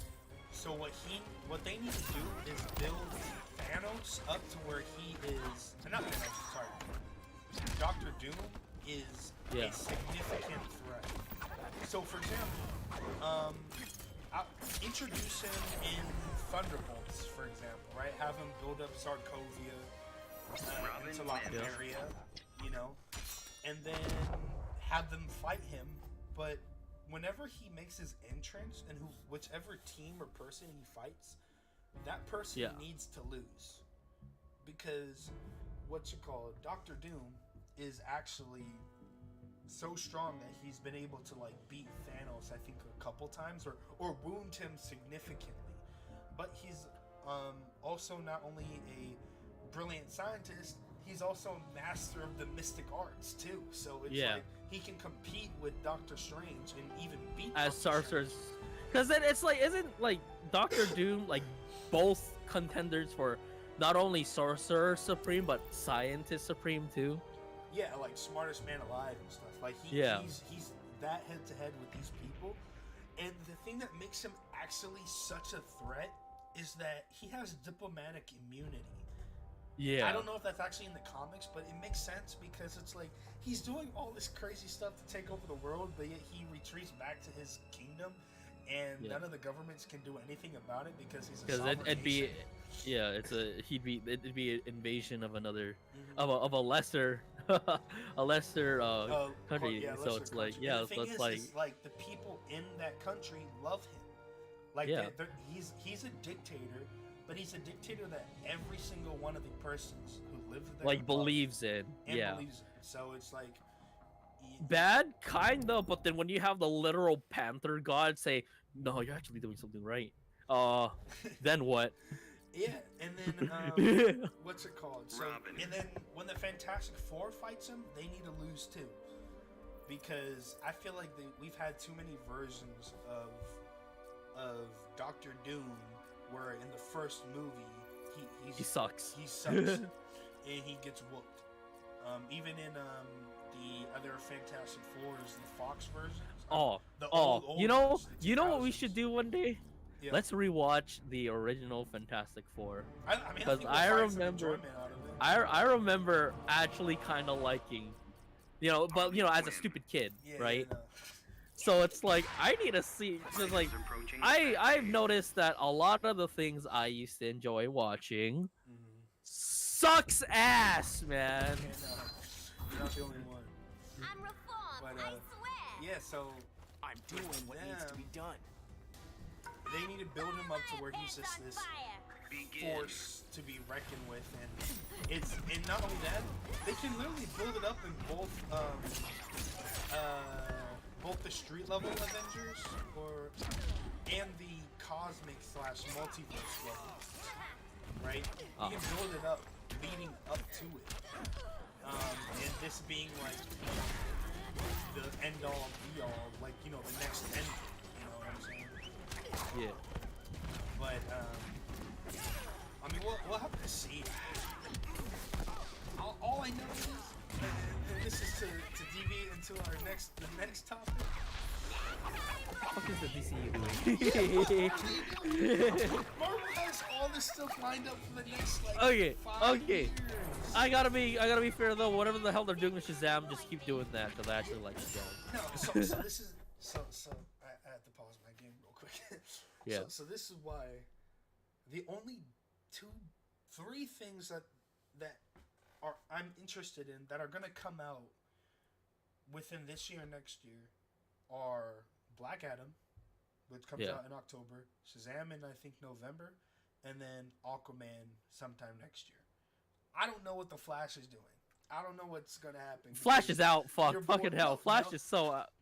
No, Ezra he's not Miller's out. on some shit, They man. haven't even said that the man is fired yet, so he's not out.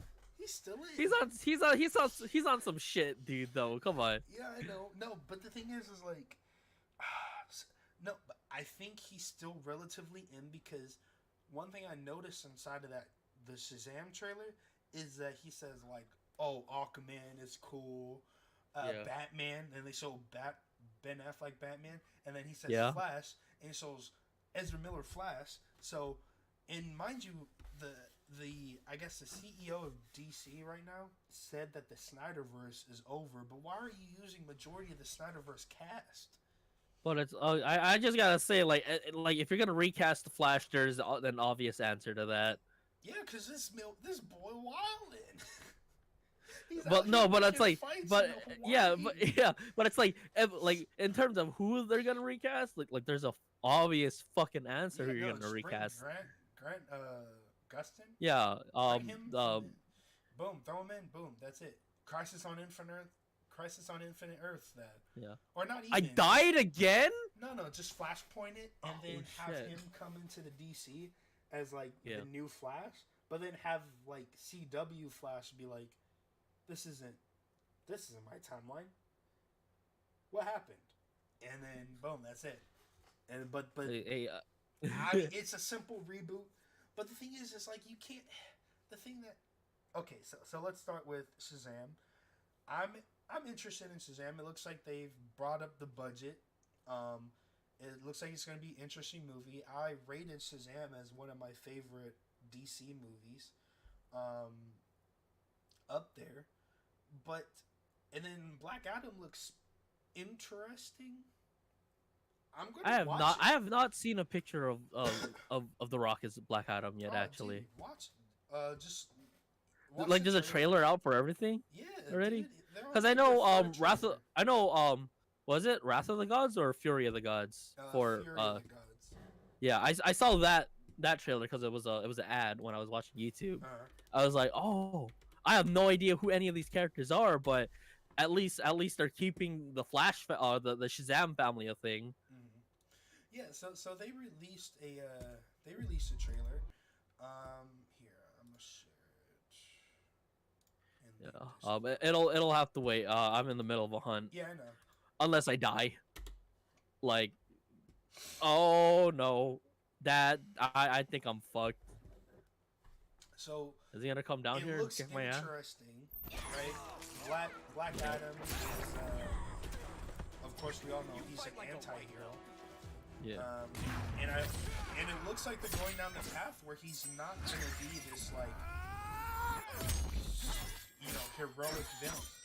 Like, just doing what he's gonna do in order to end, the means to his end. Ends to his means or means to his end, whatever. So. Because he only cares about himself, pretty much. He's like Namor. He only cares about his. or what the hell is his place called again? Kondak? Is it? Yeah. I just played on the app not too long ago. Yeah. Like you're playing Injustice right now. What the place is it called again? Yeah, it's Kondak. But yeah, so he only cares about that. And he's fighting the Justice Society. So it's like, okay, yeah, he's butting heads with these people, and they're trying to stop him, but it looks like he's whooping all of them. So I'm like, okay, I like that. And the thing is like with The Rock, like, I hope that this is a good movie. I hope that I am actually like, just like, hands and knees begging that this movie is gonna be the thing that the DC universe needs, or not needs, will require in order to like boost it up substantially. I mean, I think it's gonna do well regardless, because all of The Rock's movies do good, because he's The Rock. But they're relying too much on star power right now. And the thing is like, they can rely on star power, but do you know who star power is going to trump every single one of these people? Like, granted, like, let's go with like the Flash. Like, yeah, get him out of here, recast him. Same thing with Mara, recast her. These two people are crazy, but they have not been let go yet after all of this stuff has happened. I thought Amber Heard was let go. No, so originally, because I followed that thing I missed. I was literally watching the live streams of the honestly, trial. while everybody was doing that, I honestly could not have given any less of a shit, because I don't care. It's a whole mess that I honestly don't want to like look up, because it just looks super depressing. Yeah. No, it was funny because I was watching it with this law YouTuber, so he was actually giving good insight into like the law proceedings and everything, and how he would have conducted the case, because this law guy is actually like, I think one of the, like, a really good lawyer. But anyways, so it's like, so with her, apparently in that whole movie, let's say it's 2.5 hours, she only has about like 5 to 10 minutes of screen time. Granted, it was never cut down, so that was her original counter argument against her, that she lost, payment in, screen time from DC. Yeah. But the director, the CEO was like, no, it was originally gonna be a story between Aquaman and Orm, as kind of like a, they said buddy cop type of thing, but it's like it's centered around those two. Those are the two main characters. Mira was originally given like 10 minutes regardless. So that's already a lie from Amber Heard and her people that her screen time got cut, when in reality it was always 10 minutes. So recast her, get her out of here. Recast Ezra Miller, get him out of here. Give Ben Affleck, give Ben Affleck at least one movie. I mean, I don't know if he still wants to like do a it. solo Batman movie. I thought we were gonna get one, but Yeah, nope. originally, but then they recast it and all that with Robert Pattinson. The Joker. And if you want to swap them out, just do Crisis on Infinite Earths. Boom. Now you got a new Batman, right? But and then I thought it was gonna be Flashpoint that did everything. Honestly, yeah, even that too. Swap out what's it called? If Ben Affleck doesn't want to come back to do Fighters a approaching Batman movie, Slaughter Swamp. okay, fine. Swap him out with Pattinson after he's done with his 3 movies, right? 'Cause he needs to get that trilogy out first Another Gotham City to kind of solidify him as the Don't Batman. know ghouls believe in resurrection. I'm nobody's fool, Joker. And then Begin. what they need is Superman. They need Henry Cavill. Because there was rumors that in San Diego Comic-Con, he was going to show up and be a part of the DC panel, which I think would have been great. It would have been a great marketing ploy for them. It would have probably brought the confidence in their movie studio up quite a bit. But no, he wasn't. And there's no talks of them bringing Henry Cavill back. There's talks of, we're gonna make a rebooted Superman movie with Michael B. Jordan, or another rebooted Superman movie with a different Superman. And then we have Supergirl here. So it seems like they're trying to recast. Either they don't have a plan, or they're trying to recast Henry Cavill Superman, which I'm like, why? okay. Like, the craziest thing is, how is it that Wonder Woman and Aquaman are having their second movie when Superman hasn't even had his second, Man of Steel 2, Okay, sorry. I'm just kind of testing right now with my stream because freaking okay, get this. Whenever I try to go to the smithy in Monster Hunter, it it's that specific girl. What? Wait, so I'm fine here, but if I go back to the new area in Central Plaza and talk to the girl who so I can make new weapons like in the new hub area, it lags the shit out of my stream.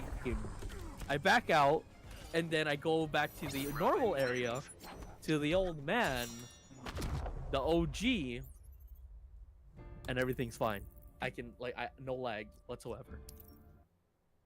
So I don't know what the fuck is happening. It's the girl. It's the girl. It's the girl. Wait, there's one more smithy I can go to. Let me go check him.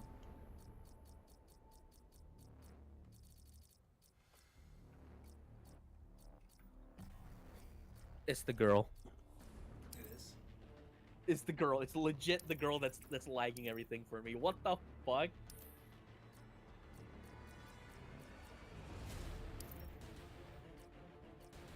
Okay, that's super weird.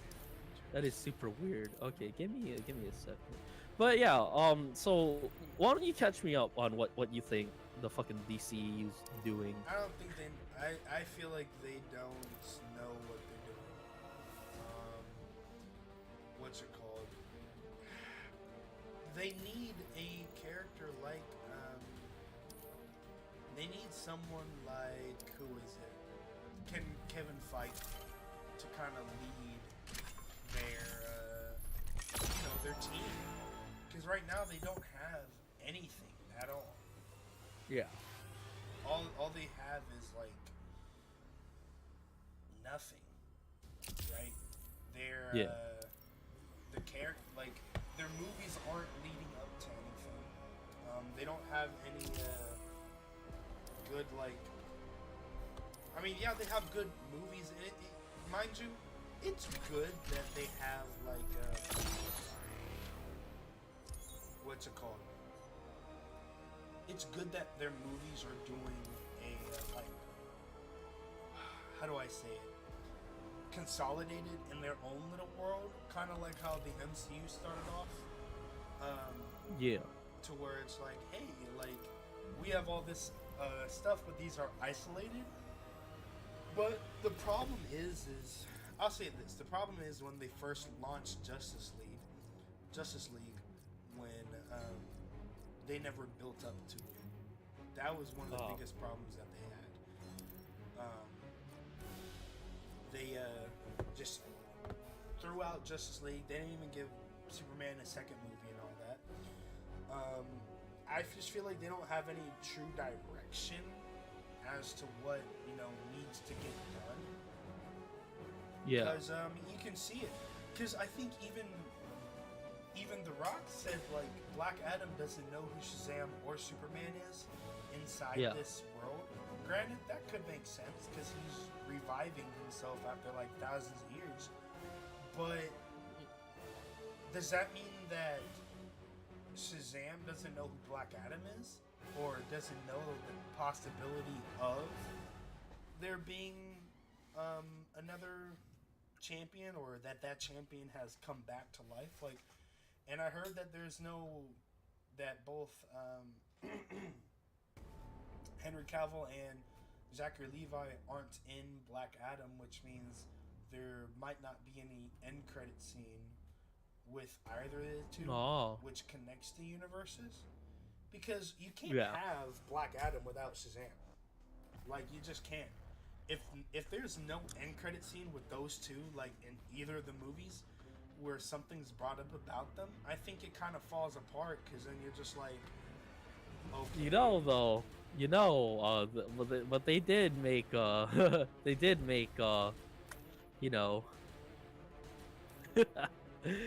did make a Venom movie without Spider-Man. Yeah, just say it. Bro, the people who are like, oh, this and is then a great movie.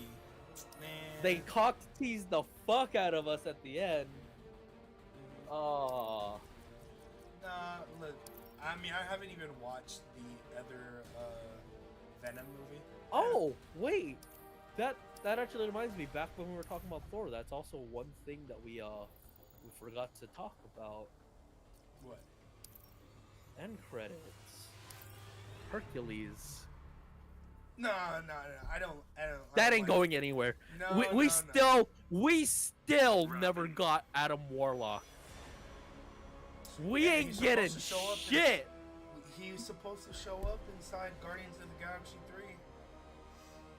But I'm just saying, how many shit gets built up and doesn't go anywhere? All I know is that the end credits to frickin' whatchamacallit, the Shazam with the frickin' worm. I have no idea what the fuck. Yeah, it's like an old villain of his. But I see. With end credits, like, gosh, you're bringing me back into Thor and why I dislike it. What's it called? So, the gods, like Zeus, I dislike that accent so much. I dislike their version of the quote-unquote Greek accent. Like, it's not intimidating. And then when I heard freaking Hercules says, "Yes, Father, I'll do it," I was like, "Oh, no." I thought you were going to be actually, like, an intimidating person. But no. He kind of looked like a brat. Because Hercules in the comics is a freaking, like, low-key an edgelord. Like, he's on a team of the Avengers called the Savage Avengers, which has Blade, Wolverine, Punisher, and a few other, like, people. Like, these are supposed to be some of the most, like, violent characters. And this Hercules, when I saw him, like, yeah, I was like, oh, cool, Hercules. And then I went, why does he look like that? His costume was like, it's comic accurate, yes, but sometimes comic accurate does not mean it's good. You should doubt it. In real life, yeah. Like Namor's costume, like, The League unfortunately. didn't teach you everything. You have some He has wisdom a, to share. he's just wearing a The speedo. importance of Little self-control. freaking green underwear, bro. I'm pretty sure I have the same ones. So it's like, I don't know what they're thinking with this whole, oh, we need to be I wanna see how stupid his feet are gonna look. Oh, I want to see how stupid There's a his- small screenshot inside that trailer. With his feet? Yes. His little it's wingy a feet? small clip. It goes very fast. You can see the wings. But look, but yeah, no. So my thing with like DC is Henry Cavill is literally the saving grace of DC. When are you gonna grow up? Because I guarantee, I will bet money on this. I guarantee they come out with a Man of Steel 2, have it be a good movie, not just a movie that's just thrown out there just to appease the people who wanted to see Henry. Yeah. Actually find a director who, granted, yeah, Zack Snyder had a vision, but his Superman isn't Superman. Yeah. You know, Don't waste my maybe time. it's his start off, but we need that hopeful Superman. You know what I'm saying? DC needs hope right now, a symbol of hope, of peace inside of their. Well, that's what the S is for, is it not? Yeah. So that's why they need Superman. So I say, bring him back. Give him a director who will actually serve him good. Make him a role model. Character. Yeah. And I guarantee it's gonna be $1 billion. I guarantee it. You do Superman right, give Henry Cavill a spotlight, make him the hero that he honestly was born to play. Like, I'm sorry, but Henry Cavill is the Superman of our generation. Like, I don't think I can. So it's always moody, broody Superman, right? Yeah, we need. Like him trying to be a normal person. But like, when was the last time we actually had a normal Superman movie where it was just him doing his thing as Superman? Honestly, the only time that you've seen like a cheerful Superman in this Snyderverse was the Whedon cut of the Justice League. And granted, and I know people hate that because of the CGI mustache and all that, but Yeah. I liked that version of Superman. He was like, he had the bright. Granted, I liked the Snyder cut of Justice League. I thought it was better than Justice League, the Whedon version. But I think the Whedon version had like a more hopeful Superman in it. So I liked seeing, Henry Cavill like being a cheerful dude. Like, hey, this guy's axe is swinging by my face. I'm just gonna smirk and see this thing pass through me because I'm that guy. So, I think we need someone. I can't say Joss Whedon because he's also a wild boy. So I think they need to find some good writers, a good director, and then actually, I'll say this: make his movie about him actually saving people. Because honestly, when I see heroes saving civilians, that's not, you can make that actually kind of cool with how you edit it and how you shoot the scenes and how the action is. You can make it actually very suspenseful, very exciting. So have him actually save people. Have him, you can have him struggle against the villain, Black Adam, for example. But have him, instead of putting this fight in the forefront, have him constantly he's fighting Black Adam, but oh snap, there's some debris about to fall on, I don't know, some wife and her kid in a stroller. Yeah. To where Superman has to do something like, I don't know, freaking punch Black Adam hard to fly, to push him away, but then Superman has to go save her. And then you can honestly have Black Adam just constantly mess with Superman too. Be like, oh, you're trying to save these people? Alright, well, I'm gonna target these people now. And then that will actually raise the stakes.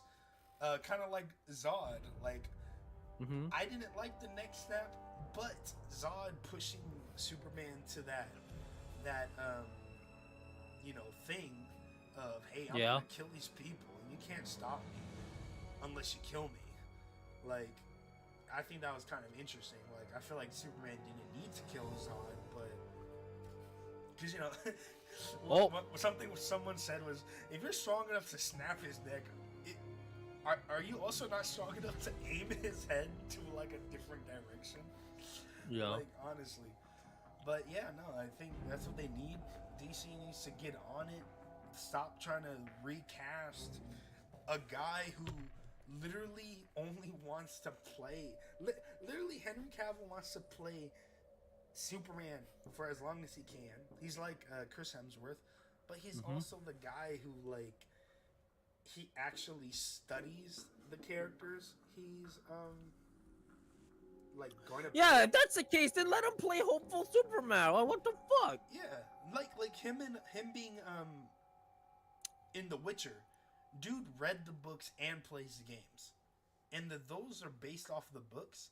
And they said even like when they were shooting the scenes, he was like, "Nah, I don't think Geralt would actually say the line like this. Hey, let's use the line from this scene in, like, I don't know, the book." And they use it. Yeah. So I'm like, this guy actually cares about the roles he's in. And I was like, man, if DC doesn't like go, hey, Henry Cavill, sorry, we've been treating you wrong. Here's $50 million to come back and play Superman in a full-length movie, and we'll give you like another few movies after that. If they don't do that, Marvel's gonna freaking come in there, swoop him off his feet, make him Captain Britain, and now he's gonna be the face of the MCU.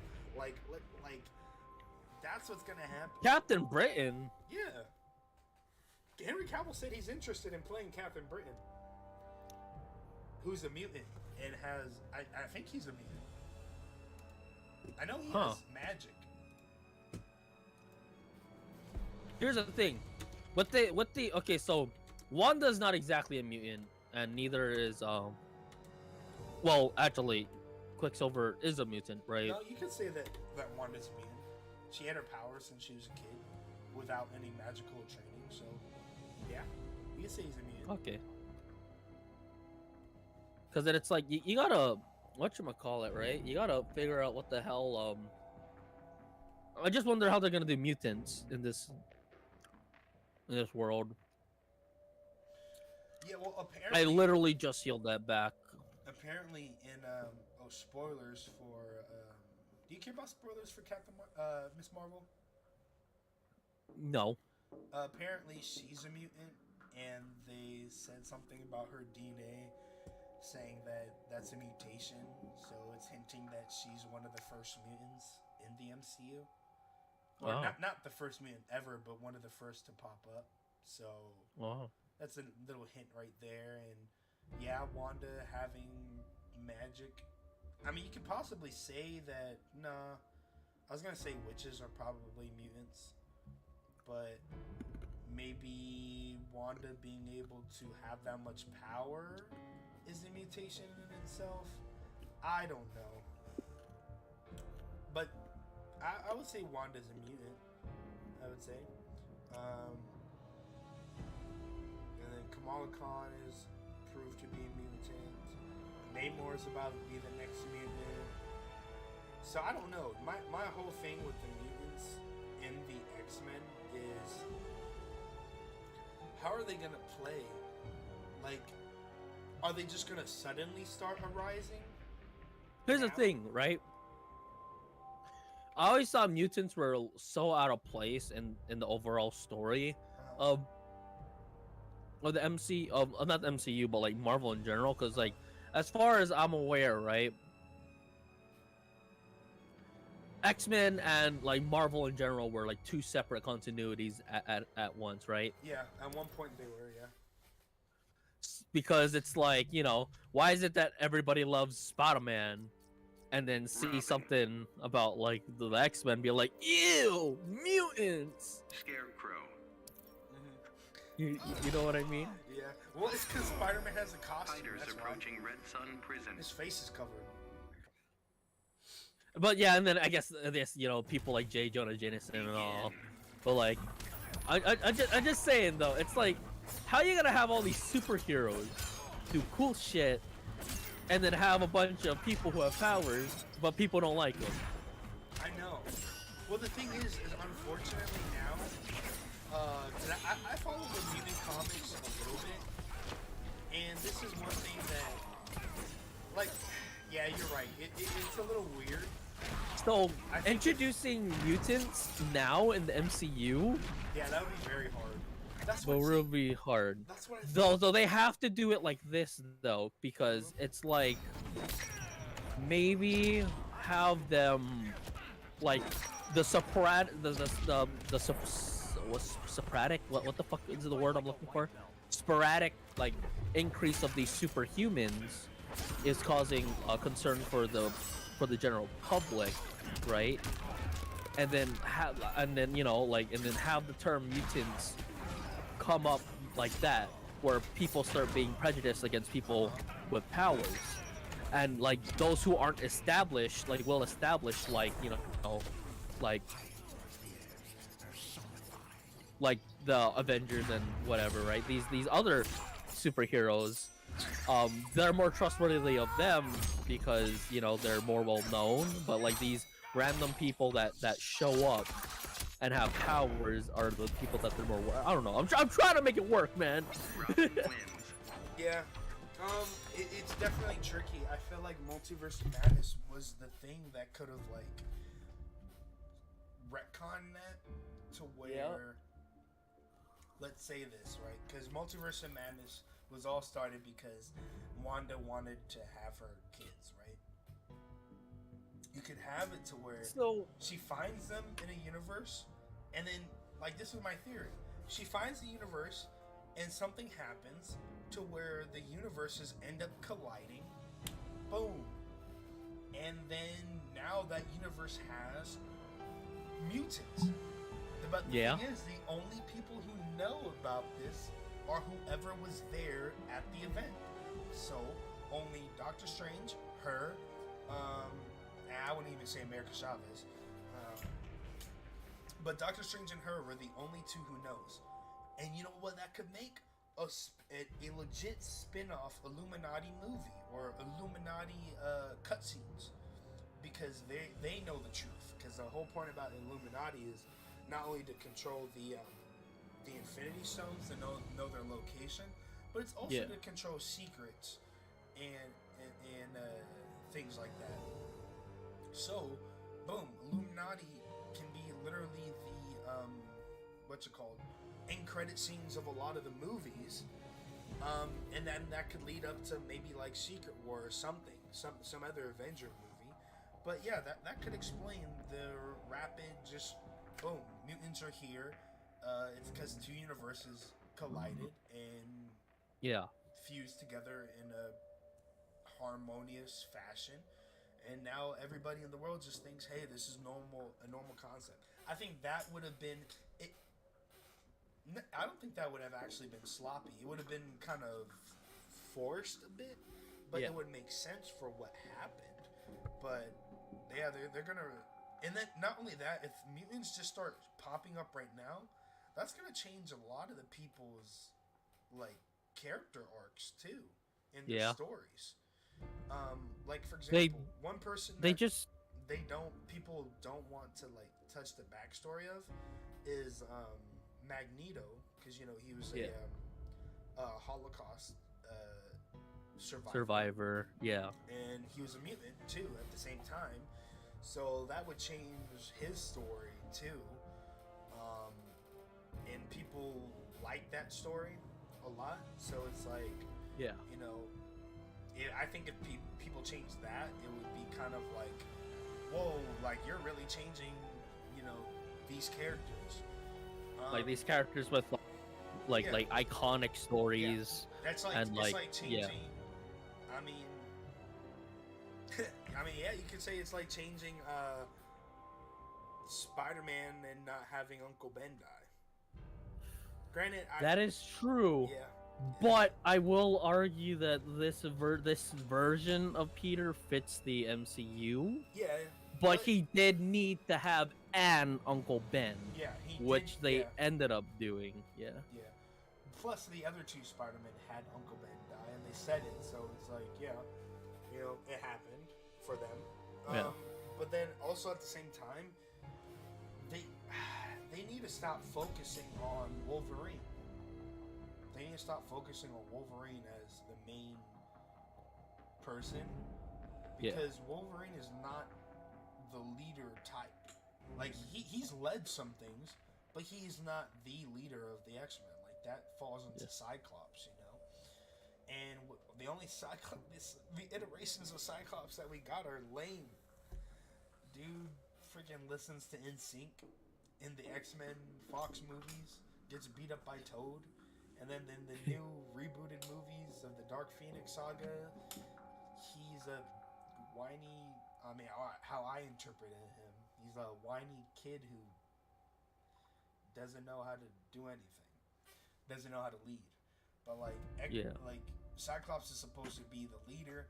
He's supposed to be the head of the group. He's supposed to be the guy who keeps Logan in check. Like literally, what is it? I was watching a video about like basically building a case for why Cyclops is the best, and it was like, dude, Cyclops created X-Force, which is a kill team of mutants to do the dirty work, and he got Logan in on it. Like, and he basically is like, yo. Wait, so Cyclops was the one to put together X-Force? Yeah, from this is from the video I watched. So again, this is me just hearing from them. But yeah, so apparently Cyclops put together X-Force because, you know, there's only certain things that they can do, and X-Force is the people to go take that next step. Just give me 1 second, Kennedy. I just got another raid. You're good. Yeah, sorry. I just and I think I gotta comfort my boy, cause Salty. No. Okay, so you know how I do the Fire Emblem Iron Man runs. To catch. If you don't mind, I'm gonna catch my friend up to speed what's going on. Cause Salty was playing an Iron Man run of Roy. Yes. His game, there's a mod for it called Project Ember that's supposed to really balance out the game, but I can already see that you lost your run, bro. Oh, okay? Tell me what happened, man. But right now, my friend and we are discussing the state of comic book movies. We just finished talking about the MCU, and we are now talking about the DCEU. But we are back on Marvel. We're back on Marvel. Somehow. I don't remember how we got here.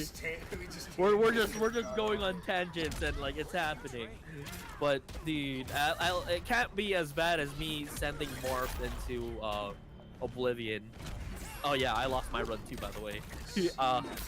TLDR, Marth was super tanky, but weak to magic.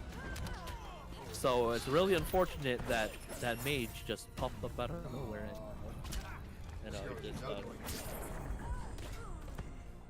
So I'm playing Monster Hunter, my friend's playing Injustice, and we're just talking about comics. A little unstructured streaming on my part, but I haven't talked to my boy in a long time. Oh, you're fucking kidding me.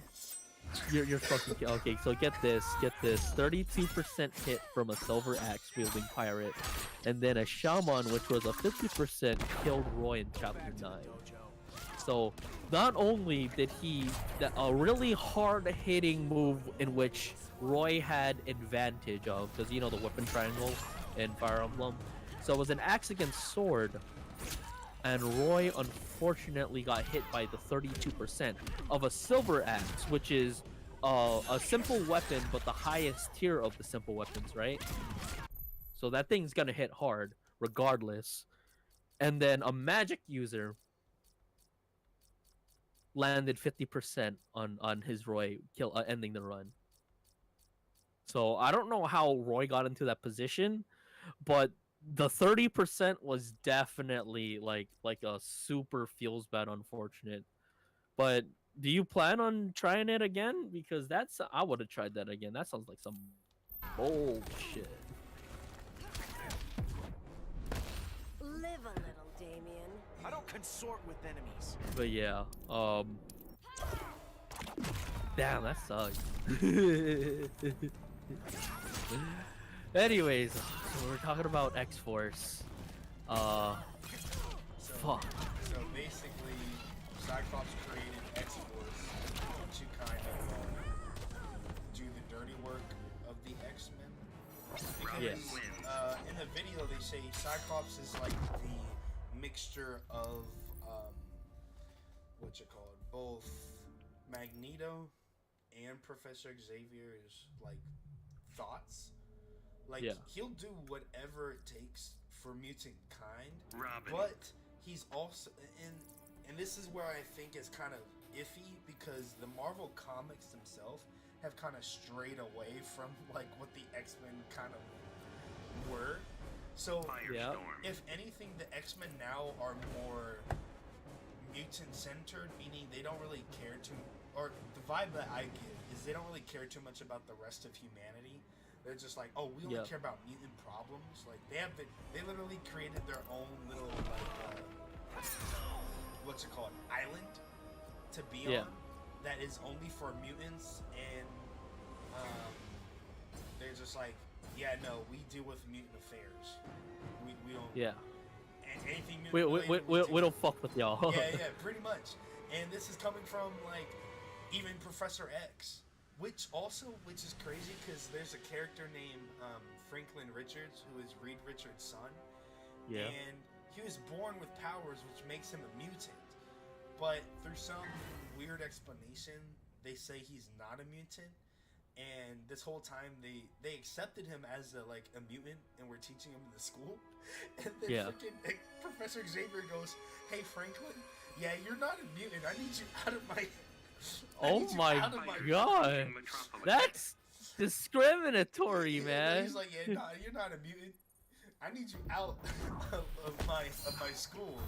I'm like, that's wild. Hey, it's supposed to be Xavier's School for Gifted Youngsters, not Xavier's School for just mutants. Yeah, but I'm just out here like, dang, like y'all really are out here abandoning him like that. A friend's son too, right? Yeah. Oh. But like Xavier's original thing was like harmony between mutants and people, but it seems like he's now more mutant focused. Yeah. So I feel like if they were, and not only that, they made freaking in the comics they made Cyclops like the next Magneto. Oh. To where he's like, in one of the comic runs, he kills Professor X because they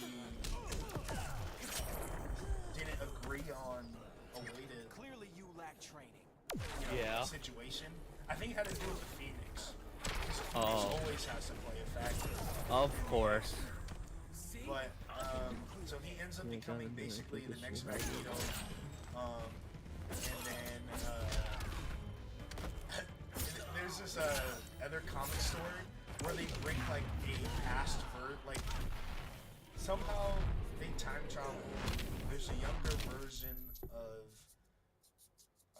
Cyclops that comes in to the present and then joins the Young Avengers, which has Nova, Miles Morales, Kamala Khan, and stuff like that, right? So this young person is now living in the same timeline as the older tyrannical villain Cyclops. And Miles Morales, Kamala Khan, and Nova are just trashing on this kid. Like, you're gonna turn out to be this evil person. Yeah, you're a bad person. Like, we can't trust you. How do we know you're not gonna turn into this evil tyrant? And the kid's like, I'm a kid. Yeah. I don't want to be this villain.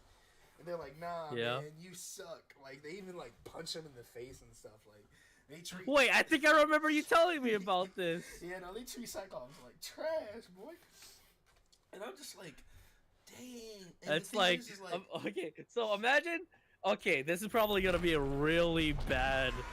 You know, I'm not even gonna risk it. I'm not even gonna say it. Yeah, I'm probably. There's something about Mr.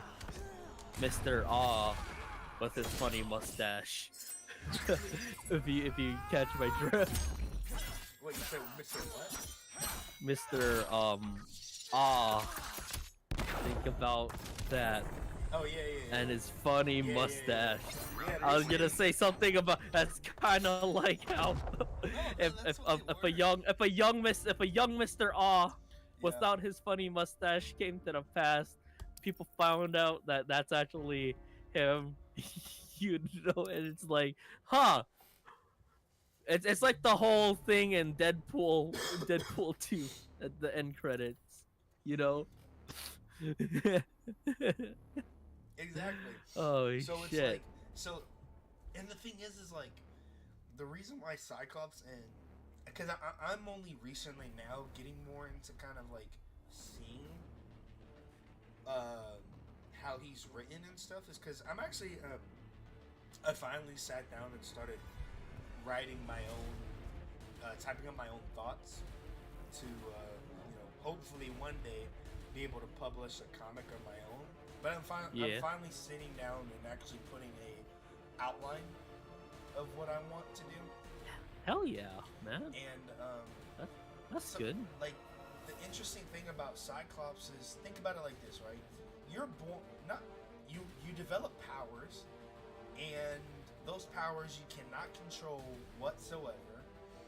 And the only thing that controls it is a red tinted sunglass. So now, technically speaking, you have to go through the rest of your life wearing these glasses. So you're technically colorblind. You don't know, or you know what the sky looks like, but you can never take your glasses off. You have to wear those things on to protect everybody else around you. Heck, I think they even said this in a comic. Like, he has to make sure that he doesn't like open his eyes when he's waking up in the morning. In order for him not to blast like a hole through the ceiling of his house, or accidentally kill like a family member by waking up, opening his eyes, and like seeing like, I don't know, his dad there, and boom, dad is just like destroyed, right? Because his lasers aren't heat vision; they're like concussive, so it's more like a really hard punch than it is a heat vision. So now he's literally a character of, oh, I need to be like Robin. In the comics, or at least back in the day. Aquaman. He was a lot of people didn't like him because he's like he's very a tight person, does things by the books, kind of like a Superman where he's like a Boy Scout in blue. Fighters approaching Arkham Asylum. There's a reason.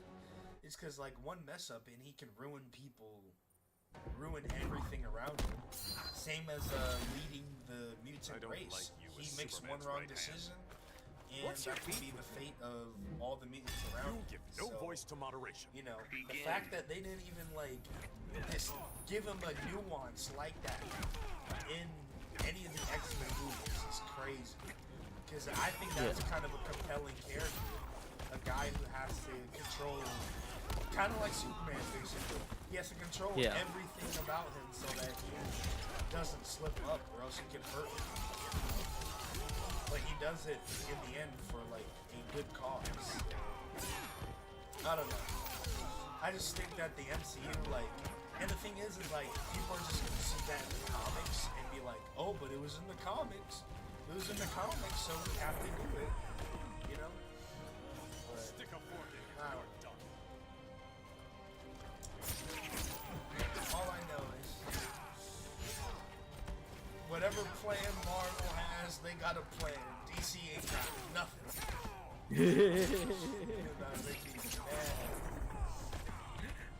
The thing is, like, yeah, like the whole DCEU is like so fucky right now, basically, right? Yeah.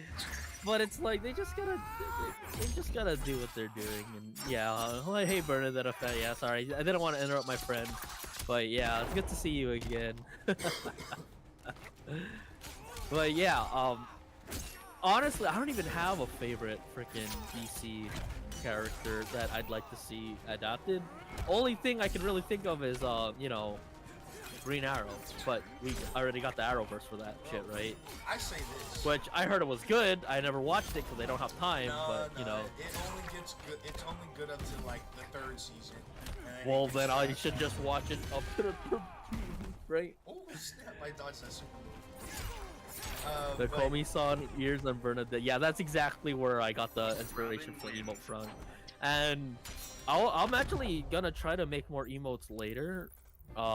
Because I bought a drawing pad and I'm trying to get good at it, so maybe I could get a little more artsy with how I take on Bernadetta. So we'll see how that goes later. But yeah, it's good to see you again. But yeah, what's up, Kennedy? What was I saying? Yeah. What was I saying? Oh yeah. So so only watch up to season 3 of Arrow or Flash, either or. They all go down. Well, like, you know, it's like there's so much going on, and I gotta tell you one thing: I ain't doing shit on Friday except for playing Xenoblade Chronicles 3. I'm gonna be all over that.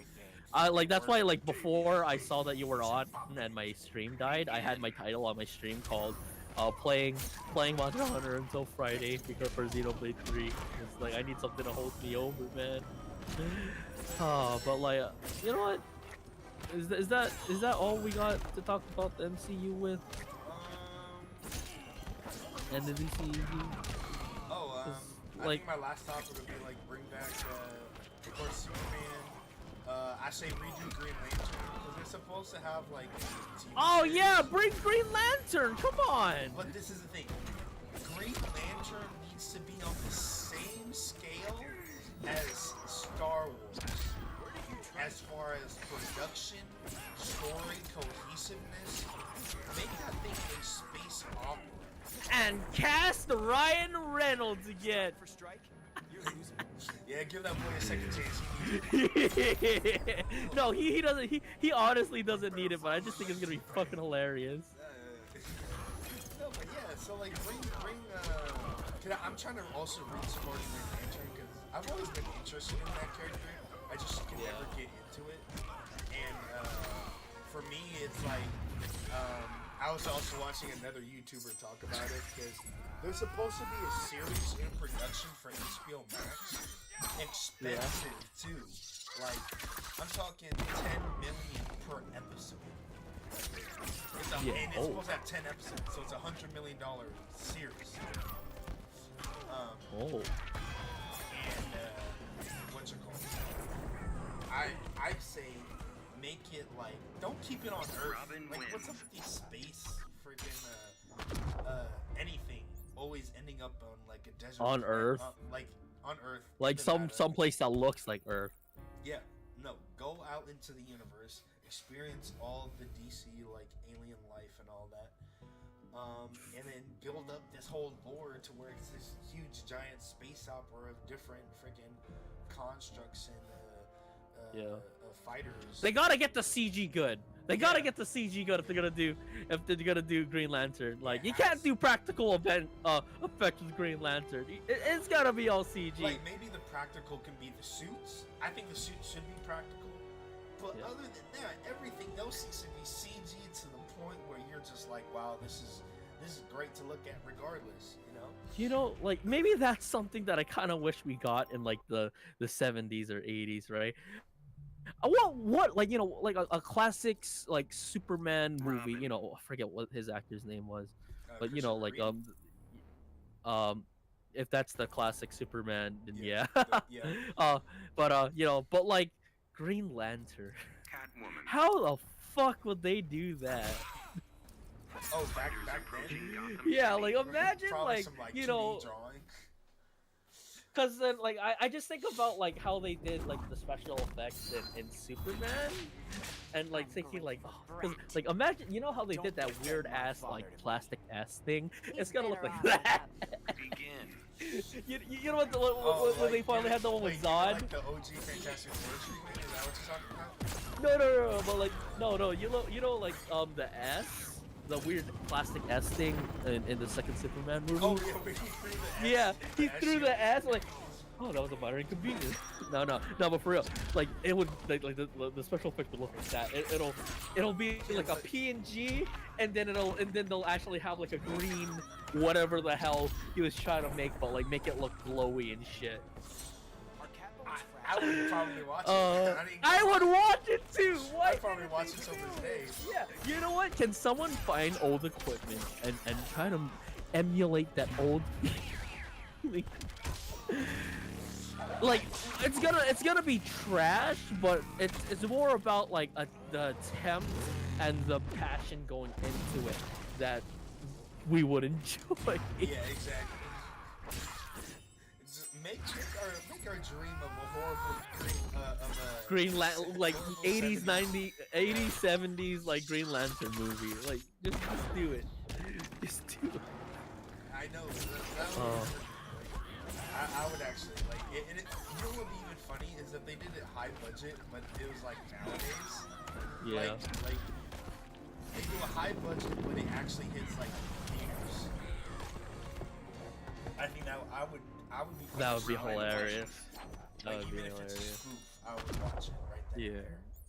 Because it's like they would nail those OG like. Because with these 60s practical, like these practical effects, I want to see people bring back practical effects over CG. I get it that CG and special effects will make things easier for a lot of people, but like you gotta admit that these practical effects basically like it's so good to have or to say, right? Years ago. Like it's basically like to make it look realistic to save our world. without having This was to the first alternate fake universe it. we I don't know discovered, if I'm saying but the now things we that I know want there to are say, many, but many I others. just think Infinite Earths, If forming a anything, vast sometimes and endless practical effects multiverse. can probably even These surpass, infinite Earths bring CG. infinite possibilities. yeah, yeah. Like, Infinite like heroes. Of course. Infinite villains. Like when they do stunts and infinite stuff like that, crises. and it's practical. Yeah. To and not monitor CG, such dangers, it Mother looks more Eye is real, looks equipped more with the latest impactful. source energy Like look scanner, at enabling it to search the multiverse for okay, threats to our world and not others. A New Hope, Threats that require Star Wars, intervention. OG Star Wars. Dude, and you I will was ensure watching, peace and security Empire for Before- our multiverse. Before George Failure Lucas is not fucked an it all option. up and made it A New Hope, right? Wait, what do you mean? The original release of Star Wars, What do you mean, A New Hope? untouched by George Lucas afterwards. You know? Like A New Hope? You know how? until- Yeah. So A New Hope, but before it was called A New Hope and just called Star Wars. So when he The never- very when he never touched it and messed with it. You know how the meme Han shoots first? Robin. Yeah. It's because that they keep adding the special effect of Guido attack. Yeah, and then there's also like the other special effects that added it. No, look at the practical effects in those movies. Yeah. It's really good. I remember sitting down in my cinematography class, and I learned that one of the shots that they did was a matte painting zooming in, and like a seamless transition where they take it, the zoom in, and then they switch it out with the model. right? The model they have of the Death Star, and then like it zooming in and everything. I'm like, how? It just makes me wonder how the Strike for strike. like You're losing. they got some talented sculptor to do all that shit, right? And it's like I don't know how they can make it so seamless, but like it's like when I think practical effects, I think about how they made Star Wars with little to no CG. Only thing that they really did was lasers and lightsabers for CG. Dude, I was watching Empire Strikes Back recently because I was on a Star Wars kick. Like, I watched Obi-Wan. I was disappointed with it. There are some really good parts, but it was overwhelmingly not great. But I was on a Star Wars kick. Like, I was watching videos. I even bought a book of one of the legacy or the legends that they had. It was all like basically all the books and comics and all that before Disney bought it are no longer canon. And there's a book series that's supposed to be like a continuation after episode 6. Anyways, so I was watching Empire Strikes Back, and as I was watching it, I was like, geez, like, this movie still stands up to today with the graphics that it has. Like, I was looking at some of the shots, some of the, like, the sets when they're on, Dagobah, the swamp planet, or when they're on Hoth, or even just their, like you said, like, the models for their ships and all that. Like, I was like, this stuff is actually really good still, till this day. Like, I never would have, you know, I thought it would have looked worse, but I'm like, no, like, and I was thinking more that there are some movies that are just going to be good for the rest of time. Yeah. Like the ages that age well too. Hopefully your attempt to will go better. Yeah, I hope it does. Like, you gotta keep trying to salty. It happens, like especially early on, but you just gotta keep trying. But yeah, I totally see what you mean. Like I said, some of these older black and white movies still hold up to this day with the cinematography and how well they utilize the black and white. Because back then, there was no easy way out with CG. There was no easy way out with CG. Everything was practical. Everything was like an editing method. We may live in an age where learning CG and special effects like that is good and it makes life easier. But if you can master practical effects, I think it's just timeless.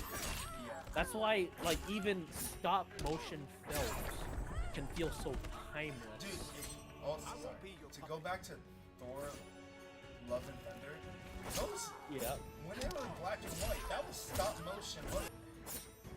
I feel like those symbiote things were stop motion creatures. That's a vibe like that. I don't think so. They weren't. It didn't feel. It just felt like claymation. Yeah. I think it's just the way that they move that emulates it, but it's still like completely CG. If it was that though, that's cool. Right, but you know, I don't think it was. Oh my gosh, that's the worst CG in my life I've ever seen in my life. Yeah. But you know, yeah. I gotta. Oh, I gotta go check or check this thing in my game. Robin wins. But yeah, like honestly, I say this to you all the time, and you know I'll say it again. I gotta get back into watching normal ass movies and not these freaking comic book movies because it's dulling my knowledge. It really is like dulling my knowledge on cinematography because it's like you know people got mad at Martin what the hell is his name? Scorsese. I can't pronounce that.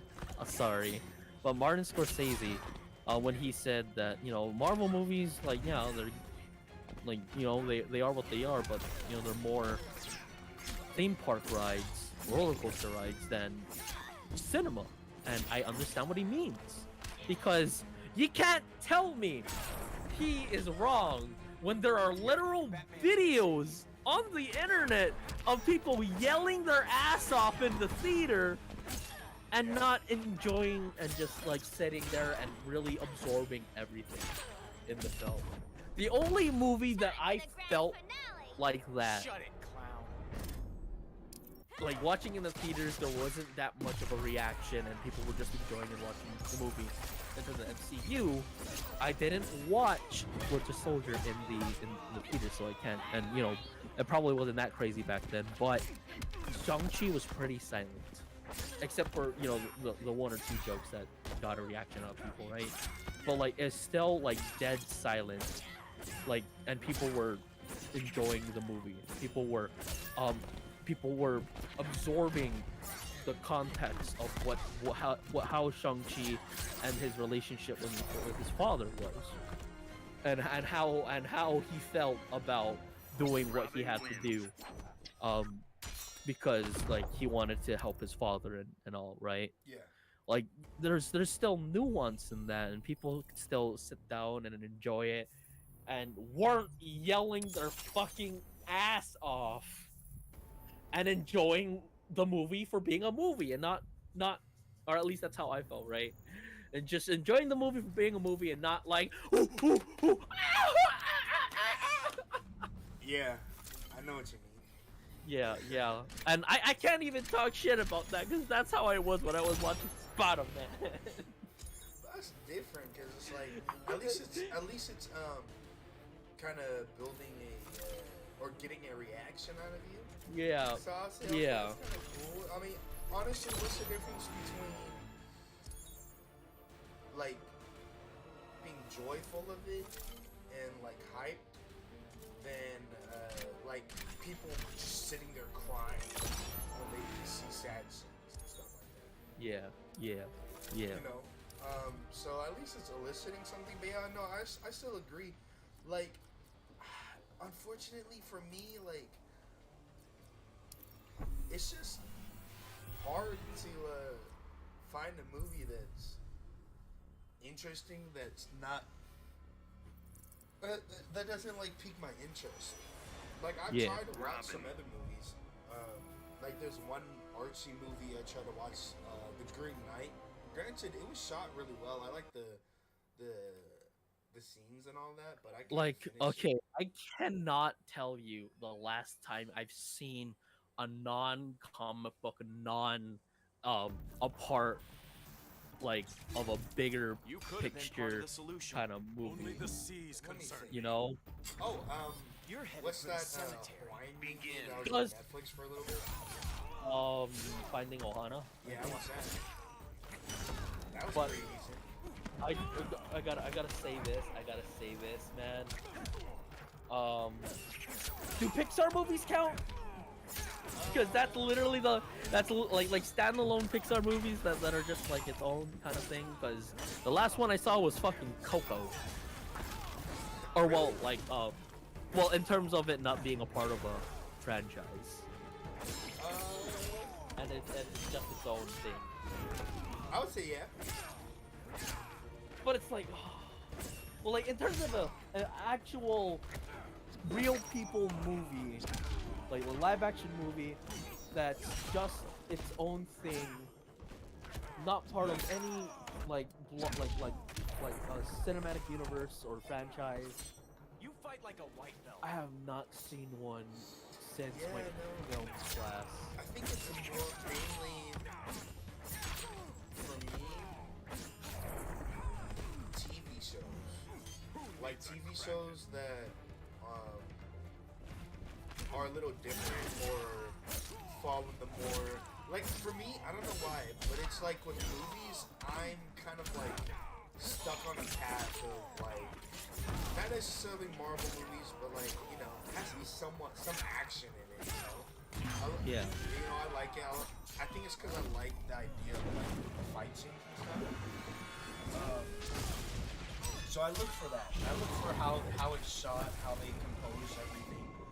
But I think my taste in Feel the TV ocean's shows power. is more maybe flexible. I don't know why. Like if someone was like, "Hey, watch this I don't know, detective, mystery. Robin wins. I don't know. Let's just throw out some good genres. Detective, mystery, romance thing. Okay, I'll give it a try. I'll watch it. But if they said detective, mystery, like, romance movie, okay, in I'd be terms like, of- nah, I don't In wanna terms watch of TV shows, I don't even watch those either. But like, in terms of like a really nice cinematic feeling TV show, the last thing that I have ever watched, and I don't even know if I can count this, was Arcane. Yeah, you The can't League of count Legends that. show. It's a part of a It- bigger. It's a video game, right? It's a part of a bigger franchise, but like, it's so good though. Like, I don't know how to explain. It's just so good. Yeah, you can't. But you know, it's still not like its own thing. Actually, you know, it kind of is. It actually kind of is. It doesn't follow the lore too much. It takes its own liberties. You know, like how you Well, say? that's 'cause it's the creators, so they can do their liberties and their right. Yeah. But you know, like Arcane was so good, but like in terms of like something like sitting down its own thing, like nah. And that's why I feel sad that it's like, you know, I want to study cinematography and I want to study storytelling, yet I'm so caught up in trying to make things bigger than just trying to have like a small scale thing. You know, like it has to be in this complex world that I create, right? Transmitting data, do not disconnect until completed. What the Calm hell? down yet. That's ironic coming from you.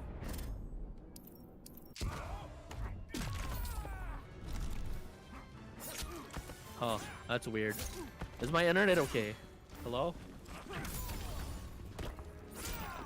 Kennedy? What? Yeah, what's Okay, up? okay. I thought I disconnected for a second. I don't know, something weird popped up in my game about connectivity issues or something. But we'll see what that is later. But yeah, like that's what that's how I feel. Like I have not really taken the time to watch something that's not a part of a bigger picture and just like really test my knowledge on cinematography. That's why it's like, you know, I should watch some of these older movies like Chinatown. I remember my professor always recommends to watch It's a Wonderful Life around Christmas time. And all, right? And then like you know, like some of these smaller scale movies, or like, you know, the one-off movies that, you know, are just on its own. And then it's like, I still have the list of like 100+ movies that my film professor recommends watching if you want to study the history of storytelling and cinematography.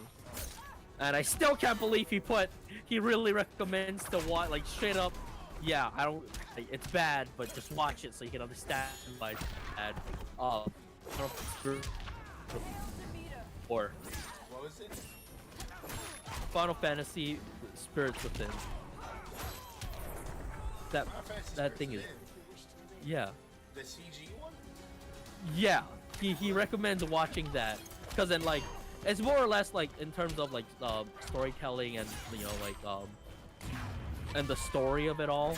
So he says like it's important movies to watch, and I feel like this one is a little more personal one because oh god fucking damn it, Taste mine. fuck, Sorry, but we take no prisoners. I died and failed the quest. Oh.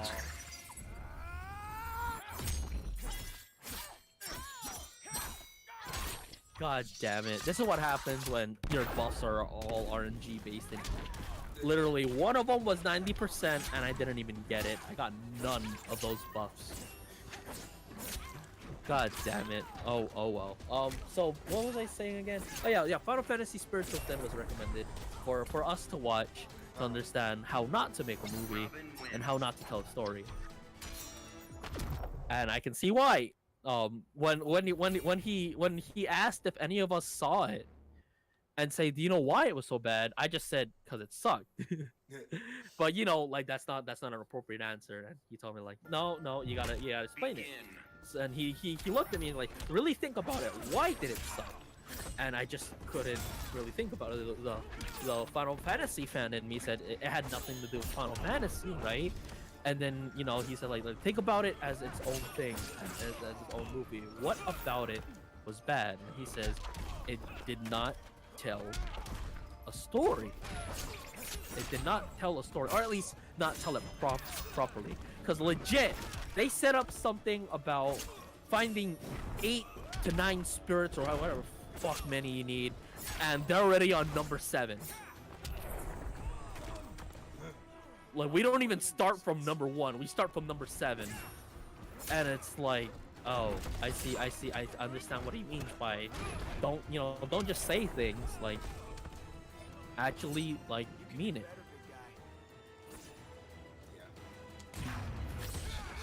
Actually mean all like actually have a precise answer to my question, and like that really opens my eyes to really give an answer with reasoning behind it than just saying it sucks. Because it's easy to say something sucks, but if you can't explain why something sucks and why something doesn't work, then you're just spitballing something and you don't truly mean it. You have to be able to just like to understand why it's bad in order to be critical about it. Otherwise, you're just trash talking, and it doesn't help anybody. Yeah. Which is why I really like valued that class, and I never skipped a day unlike my other classes. But we don't talk about that. I never skipped a day because as soon as we were done with most of the paperwork that like homework, studying, reading an entirety of Sid Field's the art screenplay book. Once we finally got to where we needed to go, yeah, we just once we learned what we needed to learn about how movies are made, and we looked at some examples, we started watching full movies. And the first one we saw that I will never forget is Casablanca. Because it's funny because he always takes time to ask the say that, yeah, this is a bit of a chick flick. So enjoy, boys. I know how much you guys don't like them, right? And then at the end he says, all right, can the boys in the class raise their hand if you enjoyed the movie? And then he like, okay, can now the girls in class raise their hand if you enjoyed the movie? And he was doing a little bit of a survey, because he always says it's always weird, because even though this is a chick flick, like something with drama and romance and all, he always gets votes that says the male audience in the class enjoyed it more than the females. And that's because I feel like it's incredibly relatable for boys, even though it's a romantic movie and all. But like, you have the guy who closes himself off to people despite being a good person at heart because he was hurt in the past. Then that same girl comes back into his life and he doesn't know exactly what to do with himself, right? And then he finally gets closure, only to just give it all away for the sake of the greater good. Yeah, so at least I really have to go back and rewatch Casablanca, even though I've watched it twice. Once in class, while my professor was giving us pointers on what to look out for and how the movie was structured, and once on my own because I had to write a paper on it. But I actually sat down and watched the whole thing in one sitting because it was that good. See, that's why when it comes to writing, I'm trying to get myself Unlike you, I'm back not a criminal. into it. Me sitting down and writing that common concept was like the first time since I was taking classes that Yeah. I've written. But it's also like I've realized this is like I know I need to read more. Granted, I was reading a lot of books at the beginning of the year. But Yeah, just need to I keep saw. that up. He kept freaking posting about it like some sort of hipster prick. No, dude, it's great, man. No, one of my favorite authors right now, Pierce Brown. Yeah. He made this series called Red Rising. Oh gosh, dude, I have never felt such an emotional ride Reading a than book. reading that first trilogy. Come on. He's Come on. about to drop 2 more books within this year and next year that he's been working on.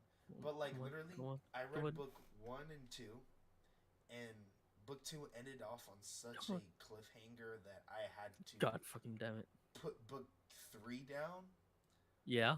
Because I had bought all 3 around the same time, but I literally sat down for like one whole day to kind of process what was going on after book 2. And then book 3, I started it, and the thing hit from the very beginning, and then the ending was so good, and now I have to get into the other 4 books. I bought one of them, but I need to buy his second, the 5th one, and then he has like 6 and 7 coming out soon. So I'm like, oh my gosh, I need to get on to my reading as soon as possible. But it's mainly because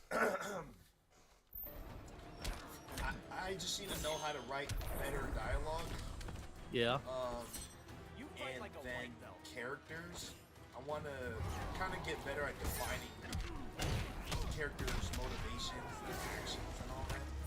Just so Yeah. that they can be more compelling.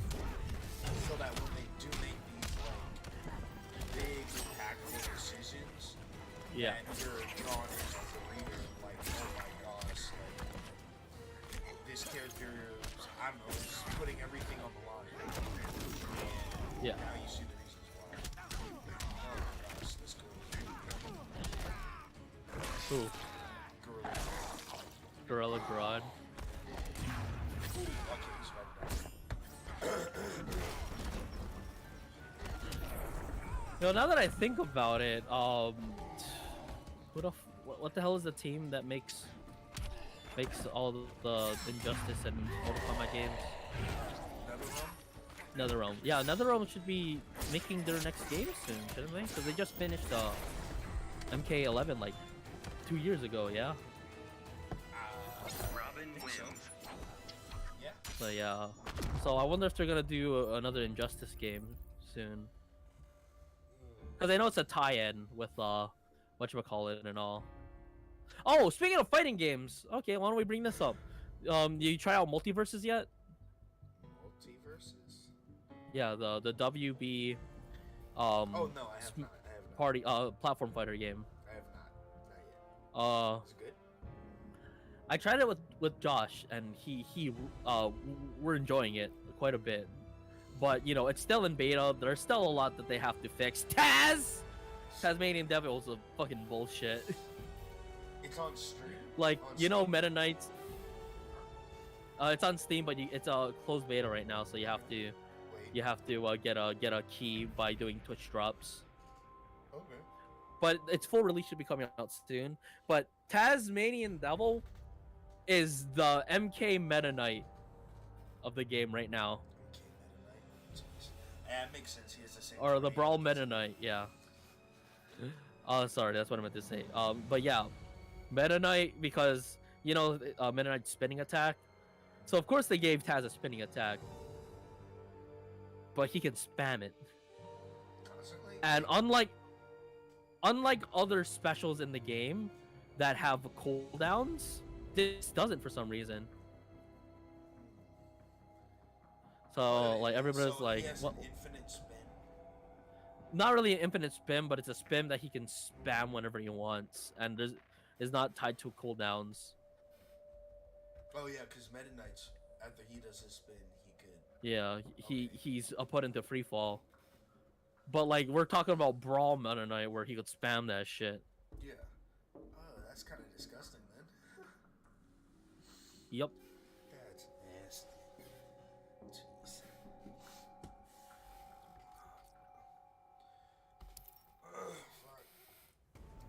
Bam.